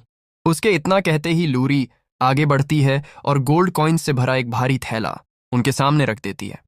वह शांत आवाज में कहती है, पैसों की चिंता करने की जरूरत नहीं है। भाई, इतने सारे गोल्ड कॉइन्स एक साथ देखकर उन लोन शार्क्स की आंखें ही फैल जाती हैं। उनमें से एक बर्नल की तरफ देखकर हंसते हुए बोलता है, लगता है आज तेरी किस्मत खुल गई। इतने अमीर लोग तेरे पीछे खड़े हैं। इतना कहकर जैसे ही वह गोल्ड कॉइन्स उठाने के लिए हाथ बढ़ाता है, लूरी बिजली की तेजी से उसका हाथ पकड़ लेती है। उसी समय फेरदा ठंडी आवाज में बोलता है, हमारी डील अभी पूरी नहीं हुई है, तो आखिर तुम किस चीज पर हाथ रख रहे हो? यह सुनते ही वह आदमी चौंक जाता है। क्या मतलब? अब अपने शब्दों से मुकरने वाले हो? फिरदा उसकी आंखों में देखते हुए जवाब देता है, मैंने साफ कहा था कि मुझे बर्नाल चाहिए, लेकिन तुम लोगों ने मेरी प्रॉपर्टी को जरूरत से ज्यादा नुकसान पहुंचा दिया है। अब जब तुमने उसे इतनी बुरी तरह पीटा है तो उसका कॉम्पेंसेशन भी तुम्हें देना पड़ेगा। भाई, यह सुनकर लोन शार्क का दिमाग ही घूम जाता है। वह गुस्से से बोल पड़ता है, क्या तुम एक इंसान को अपनी प्रॉपर्टी कह रहे हो? और ये छोटी सी लड़की आखिर इतनी ताकतवर कैसे है? इतना सुनते ही लूरी का सब्र जवाब दे देता है। वह उसका हाथ इतनी आसानी से मोड़ देती है कि अगले ही पल उसकी दर्द भरी चीख पूरे कमरे में गूंज उठती है। बेचारा अपना हाथ पकड़कर वहीं बैठ जाता है। फेरडा कुछ बोलने ही वाला होता है, लेकिन लूरी बीच में ही कह देती है, लगता है यहां आना मेरे लिए बिल्कुल भी वर्थ इट नहीं था। मुझे इस मामले में पड़ना ही नहीं चाहिए था। अगले ही पल लूरी अपने प्रेशर का इस्तेमाल करती है। भाई, अचानक पूरे कमरे का माहौल बदल जाता है। ऐसा भयानक दबाव बनता है कि कोई भी अपने पैरों पर खड़ा तक नहीं रह पाता। सभी लोग एक एक करके घुटनों के बल जमीन पर गिर जाते हैं। उनमें से एक कांपते हुए सोचता है, ये क्या है? मेरी बॉडी हिल क्यों नहीं रही? क्या ये मैजिक है या इससे भी कहीं ज्यादा खतरनाक कुछ? लेकिन उन्हें अभी यह एहसास नहीं था कि उनकी असली मुसीबत तो अब शुरू होने वाली थी। तभी फेरडा शांत आवाज में उनकी तरफ देखते हुए बोलता है, मैं तुम्हें दो रास्ते देता हूं। पहला, बर्नल को इस हालत में पहुंचाने का कॉम्पेंसेशन दो, और दूसरा, जितनी पिटाई तुमने बर्नल की है उतनी ही पिटाई तुम सब भी खाओ। वह हल्की मुस्कान के साथ आगे कहता है, जहां तक मैं जानता हूं तुम लोन शार्क्स अपने एक भी कॉइन का नुकसान नहीं होने देते। इसका मतलब तो साफ है, तुम लोग दूसरा रास्ता ही चुनोगे। भाई, ये सुनते ही उन लोगों के चेहरों का रंग उड़ जाता है, लेकिन अब उनके पास कोई दूसरा विकल्प भी नहीं था। फेरदा इशारा करता है और लूरी आगे बढ़ जाती है। अगले ही पल पूरे घर में सिर्फ चीखों की आवाजें गूंजने लगती हैं। अरे भाई, लूरी ने उन सब की ऐसी धुनाई की कि थोड़ी देर पहले जो लोग बर्नाल को धमका रहे थे अब खुद जमीन पर पड़े कराह रहे थे। और मजेदार बात तो यह थी कि लूरी को उन्हें पीटने में बिल्कुल भी बुरा नहीं लग रहा था। थोड़ी देर बाद सब कुछ शांत हो जाता है। बर्नल धीरे धीरे उठता है और झुककर कहता है, सच में आपका बहुत बहुत धन्यवाद। अगर आप लोग समय पर नहीं आते तो पता नहीं मेरा क्या होता।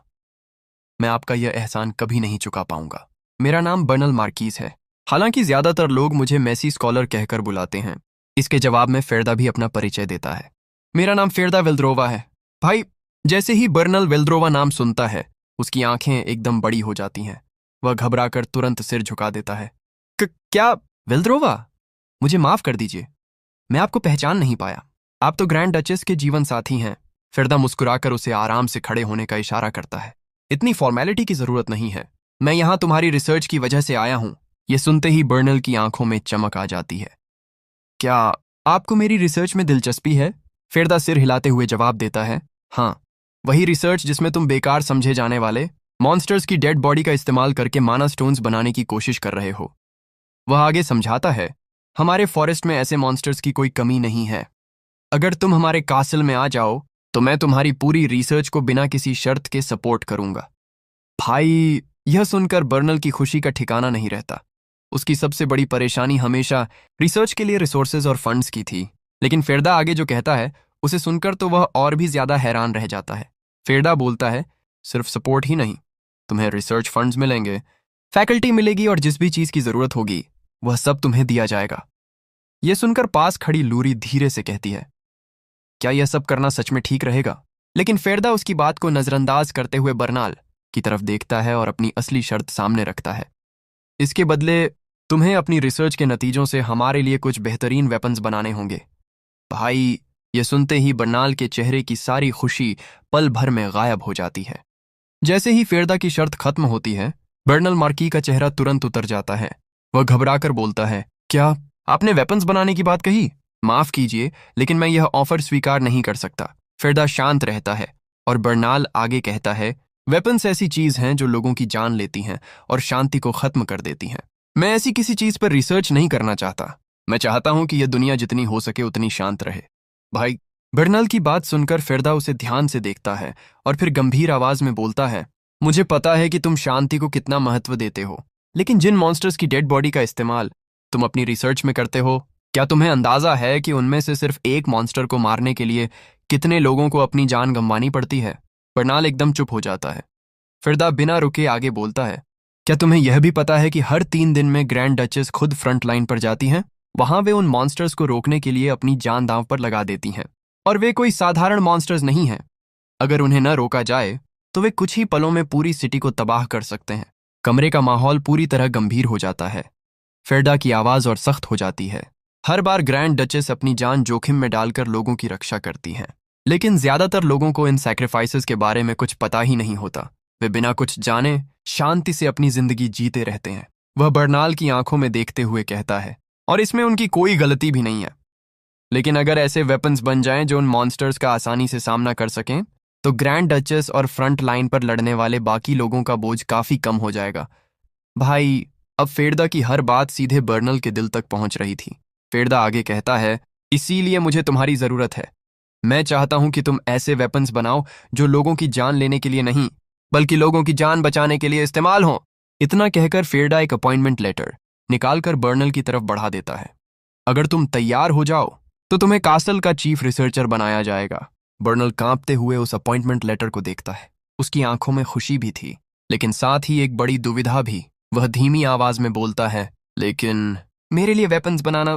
उसकी बात वहीं अधूरी रह जाती है। भाई, यहीं हमें बताया जाता है कि बर्नल मार्की, जिसे आज पूरी दुनिया मैसी स्कॉलर कहकर मजाक उड़ाती है, वही इंसान भविष्य में इस दुनिया को मैजिक टेक के एक बिल्कुल नए दौर में ले जाएगा। आने वाले समय में लोग उसे उस महान रिसर्चर के रूप में याद करेंगे जिसने शांति की रक्षा के लिए जरूरत पड़ने पर युद्ध का रास्ता चुनने से भी कभी पीछे कदम नहीं खींचे। और भाई, फिरदा के दिमाग में अभी भी बर्नल मार्की की बात चल रही होती है। वह कहता है, बर्नाल अभी तक इस बात पर कोई फैसला नहीं कर पाया कि उसे हमारा साथ देना है या नहीं। लूरी भी थोड़ी चिंता के साथ पूछती है, लेकिन क्या उसे ऐसे ही छोड़कर आ जाना सही था? क्या वह सच में हमारे पीछे आएगा या फिर वहीं रुक जाएगा? फेरदा आराम से जवाब देता है, चिंता करने की कोई जरूरत नहीं है। जैसे ही वह अपने विचारों को ठीक से सुलझा लेगा, वह खुद हमारे पीछे आ जाएगा। अब भाई, जहां फेरदा इतनी बड़ी बड़ी बातें कर रहा होता है, वहीं लूरी के पास कैंडी के ढेर सारे जार रखे होते हैं। जार खोलो तो अंदर रंग बिरंगी कैंडी भरी पड़ी थी। फेरदा उन्हें देखकर पूछता है, वैसे तुम्हें ह्यूमंस के स्नैक्स इतने पसंद हैं? लूरी बड़ी मासूमियत से जवाब देती है, ये मेरी भूख को बड़ी मुश्किल से शांत कर पाते हैं। फिर भी हमें काफी लंबा सफर तय करना है, इसलिए मैं इन्हें साथ ले आई। अब फेरडा बताता है कि उनका अगला टारगेट रेड आइज रेस से जुड़ा हुआ है। भाई, रेड आइज रेस कोई आम रेस नहीं थी। उनके लोग मैजिक सर्कल्स को बड़ी आसानी से ब्रेक कर सकते थे। इसी वजह से मेजेस उन्हें अपने लिए खतरा मानते थे और उन्हें मेजेस कर्स तक कहा जाता था। उनका इतना ज्यादा शिकार किया गया कि माना जाने लगा कि पूरी रेस ही एक्सटिंक्ट हो चुकी है। लूरी भी हैरान होकर बोलती है, तो अगर सच में रेड आइज रेस का कोई व्यक्ति बचा हुआ है तो वह हमारे लिए बहुत वैल्यूएबल एसेट साबित हो सकता है, लेकिन हम उसे ढूंढेंगे कैसे? फिरदा तुरंत लूरी से पूछता है, वैसे तुम्हारे पास एक्स्ट्रा ट्रैवल फंड्स अभी भी बचे हैं? लूरी बताती है कि इतने पैसे तो हैं कि एक पूरी कैरेज भरी जा सकती है। फिरदा कहता है, तो ठीक है, हलीम में रुकने के लिए उतने काफी रहेंगे। भाई, हालिम का नाम सुनते ही लूरी के चेहरे पर हैरानी आ जाती है। हलीम? तुम्हारा मतलब वही हलीम है, करप्शन और एंटरटेनमेंट की सिटी? फिरदा आराम से कहता है, हाँ, जिस व्यक्ति को हम ढूंढ रहे हैं वह एक गैम्बलर है। कुछ समय बाद कहानी पहुंचती है हलीम के कसीनो में। यहां एक आदमी आराम से कुछ लोगों के बीच बैठकर गैम्बलिंग कर रहा होता है, लेकिन तभी कसीनो में अचानक ऐसा नजारा दिखाई देता है कि सभी की आंखें खुली की खुली रह जाती हैं, क्योंकि लूरी एक पूरी कैरेज भरकर गैम्बलिंग चिप्स लेकर अंदर आ चुकी होती है। लोग हैरान होकर सोचते हैं, क्या ये लोग पागल हो गए हैं? इनके पास इतना पैसा आया कहां से? कोई इसे किसी टेरिटरी के पूरे बजट जितना बता रहा था। तभी उस गैम्बलर की नजर फेरदा पर पड़ती है। फेरदा उसके सामने जाकर रुकता है। लूरी शांत आवाज में बोलती है, लॉर्ड फेरदा, जिस व्यक्ति की आप बात कर रहे थे, ये तो वैसा बिल्कुल नहीं लग रहा। इसकी आंखें भी लाल नहीं हैं। फेरदा कहता है, नहीं, यही है वो। तभी वह आदमी मुस्कुराकर बोलता है, वेल, क्या आप यहाँ जेड सोलो को ढूंढते हुए आए हैं? और मन ही मन सोचता है कि आज का टारगेट खुद चलकर उसके पास आ गया। दोनों गैम्बलिंग टेबल पर बैठते हैं और पोकर शुरू होता है। जेड जानबूझकर एक राउंड हार जाता है और नाटक करते हुए बोलता है, ओह, कितना क्लोज था। इस बार फेरडा जीत गया। उसके पास बैठी एक लड़की पूछती है, जेड, क्या आज तुम सीरियसली नहीं खेल रहे हो? जेड मुस्कुराकर कहता है, लगता है आज लक मेरे साथ नहीं है, लेकिन अगर तुम मुझे थोड़ा चीयर अप करोगी तो शायद मैं मोटिवेशन लेकर जीत भी जाऊं। भाई, फेरदा यह सब ध्यान से देख रहा होता है और उसके दिमाग में तुरंत बात साफ हो जाती है। यह गैम्बलिंग असली खेल नहीं है। जेड का असली टारगेट तो उस लड़की का दिल जीतना है। उसके पास किसी को भी आकर्षित कर लेने जितना चार्म था, वह हैंडसम था और गैम्बलिंग में भी कमाल की स्किल्स रखता था। लेकिन फेरदा यह भी समझ चुका था कि जैसे ही जेड को डेंजर महसूस होगा, वह किसी चालाक खरगोश की तरह तुरंत भागने की कोशिश करेगा। इसीलिए फेरदा पहले ही उसके सभी एस्केप रूट्स खत्म करने का मन बना लेता है। जेड मुस्कुराकर पूछता है, यंग मास्टर, लगता है आपको मेरे साथ खेलकर मजा आ रहा है? फेरदा जवाब देता है, हाँ, तुम्हारी वजह से मजा तो आ रहा है। जेड कहता है, वैसे आप जैसे लोगों से मिलना मुझे हमेशा पसंद आता है। फेरदा साफ बोल देता है, लेकिन आगे से मैं तुम्हें यहां नहीं देखना चाहता। अगर मेरे पीछे खड़ी ये छोटी लड़की मुझे गैम्बलर समझने लगी तो मेरे लिए बड़ी परेशानी हो जाएगी। जेड हंसते हुए कहता है, यही बात तो हर कोई कहता है। मैं समझता हूं लड़की को इम्प्रेस करना कितना जरूरी होता है, लेकिन फिर तुम यहां आए ही क्यों हो? फेरदा सीधा जवाब देता है, मैं अमीलिया के लिए यहां आया हूं और मैं उसे ढूंढ रहा हूं। भाई, अमीलिया का नाम सुनते ही जेड के चेहरे की मुस्कान गायब हो जाती है। वह गुस्से में बोलता है, तुम मुझसे यह मत कहना कि तुम भी उन्हीं लोगों के साथ हो। फेरदा बिना घबराए कहता है, मैं अपने सारे पैसे एक ही बार में दांव पर लगाता हूं। इतना सुनते ही पूरे कसीनो का माहौल बदल जाता है। इतनी बड़ी रकम एक ही राउंड में जेड के खिलाफ लगा दी जाती है। लोग हैरान होकर सोचने लगते हैं कि यह आदमी आखिर यहां आया ही क्यों है। जेड भी गंभीर हो जाता है। वह सोचता है, लगता है यह राउंड मुझे हर हाल में जीतना होगा। और भाई, जेड सच में वह राउंड जीत जाता है। इसके बाद वह फेरडा और लूरी से कहता है, तुम दोनों मेरे साथ चलो। फेरदा भी समझ जाता है कि अब असली बातचीत होने वाली है। कुछ देर बाद जेड उनसे अकेले में पूछता है, तुम्हें अमीलिया के बारे में कैसे पता? फिर वह गंभीर होकर बोलता है, मुझसे यह मत कहना कि तुम भी उन्हीं मेजेस के साथ हो। अगर ऐसा है तो मुझे बताओ, मेरी बहन कहाँ है? और तभी भाई, जेड की आंखों का रंग बदल जाता है। जो आंखें अभी तक ब्राउन थीं, अब पूरी तरह रेड हो चुकी थीं। फेरदा मन ही मन समझ जाता है कि उसका शक बिल्कुल सही था। फेरदा शांत आवाज में कहता है, जिन लोगों की तुम बात कर रहे हो, मेरा उनसे कोई लेना देना नहीं है, लेकिन तुम खुद भी वह नहीं हो जो कसिनो में सबको दिखाई देते हो। तुम एक ऐसे गैम्बलर बने हुए हो जो रोज यहां आता है, लोगों के साथ खेलता है और नोबल सोसाइटी में अपनी जगह बनाने की कोशिश करता है। लेकिन यह सिर्फ एक दिखावा है। तुम्हारे पास ऐसी एबिलिटीज हैं जिनकी मदद से तुम इस पूरे कसिनो को भी आसानी से करप्ट कर सकते हो। फिर भी तुम इस सस्ती रूटीन में फंसे हुए हो, नोबल्स के करीब जाने की कोशिश कर रहे हो, क्योंकि तुम्हें ऐसे कनेक्शंस चाहिए जिनकी मदद से तुम अपनी बहन को खोज सको। भाई, फेरदा की बात सुनकर जेड समझ जाता है कि उसके बारे में बहुत कुछ पहले ही पता लगाया जा चुका है। फिर हमें जेड और उसकी बहन की कहानी बताई जाती है। दोनों के पास रेड आइज थीं और इसी वजह से उनकी रेस को खत्म करने की कोशिश की गई थी। मेजस रेड आइज वालों को मिटाना चाहते थे, जबकि दूसरी तरफ कुछ लोग उनकी शक्तियों का फायदा उठाना चाहते थे। इसी अफरा तफरी में जेड अपनी बहन को खो देता है। इसके बाद वह अपनी आइडेंटिटी छिपाकर हाई सोसाइटी के कनेक्शंस का इस्तेमाल करने लगता है ताकि किसी तरह अमीलिया का पता लगा सके। लेकिन नोबल्स अपीयरेंस और स्टेटस को महत्व देते थे और जेड धीरे धीरे उनके लिए सिर्फ एंटरटेनमेंट का साधन बनकर रह गया। फेरदा साफ बोलता है, तुम चाहे जितने पैसे जमा कर लो, फिर भी उन लोगों के करीब नहीं पहुंच पाओगे। जेड परेशान होकर पूछता है, तो तुम्हारे हिसाब से मुझे क्या करना चाहिए? मैं अभी तक अपनी बहन को नहीं ढूंढ पाया हूं, और अगर तुमने मुझे पकड़ लिया तो मेरी सारी कोशिशें और भी मुश्किल हो जाएंगी। फेरदा उसे एक रास्ता देता है। मेरा नाम फेरदा वेल्द्रोवा है। डचेस वेल्द्रोवा के पति के तौर पर मैं तुम्हें अपना अटेंडेंट बनने का ऑफर देता हूं। जेड तुरंत शक भरी नजरों से फेरदा को देखता है। तो तुम मुझे अपने अटेंडेंट के रूप में काम पर रखना चाहते हो? फेरदा सिर हिलाता है। अगर तुम्हें यकीन नहीं हो रहा तो मैं अभी अपॉइंटमेंट लेटर दिखा सकता हूं। अगर तुम मेरा ऑफर स्वीकार करते हो तो मैं तुम्हें हाई सोसाइटी में प्रवेश करने का मौका दूंगा और तुम्हारी बहन को खोजने में भी मदद करूंगा। जेड मन ही मन सोचता है कि ऐसा मौका बार बार नहीं मिलता, लेकिन फेरदा पर पूरी तरह भरोसा करना भी आसान नहीं है। इसीलिए वह अपनी शर्तें रखता है। पहली शर्त, मेरे काम के बदले मुझे कॉम्पेंसेशन चाहिए। दूसरी, अगर तुम्हारा कोई गलत मोटिव है और तुम मेरी एबिलिटीज का गलत इस्तेमाल करना चाहते हो तो मैं बिना किसी झिझक के वहां से चला जाऊंगा। फेरदा तुरंत कहता है, ठीक है, मैं दोनों शर्तें स्वीकार करता हूं, लेकिन मेरी भी एक थर्ड कंडीशन है। जिस दिन तुम्हें अपनी बहन मिल जाएगी उसी दिन हमारा कॉन्ट्रैक्ट खत्म हो जाएगा। उसके बाद तुम्हारी मर्जी, रुकना है या जाना है। जेड ये सुनकर सच में चौंक जाता है। क्या तुम मुझे सच में ऐसे ही जाने दोगे?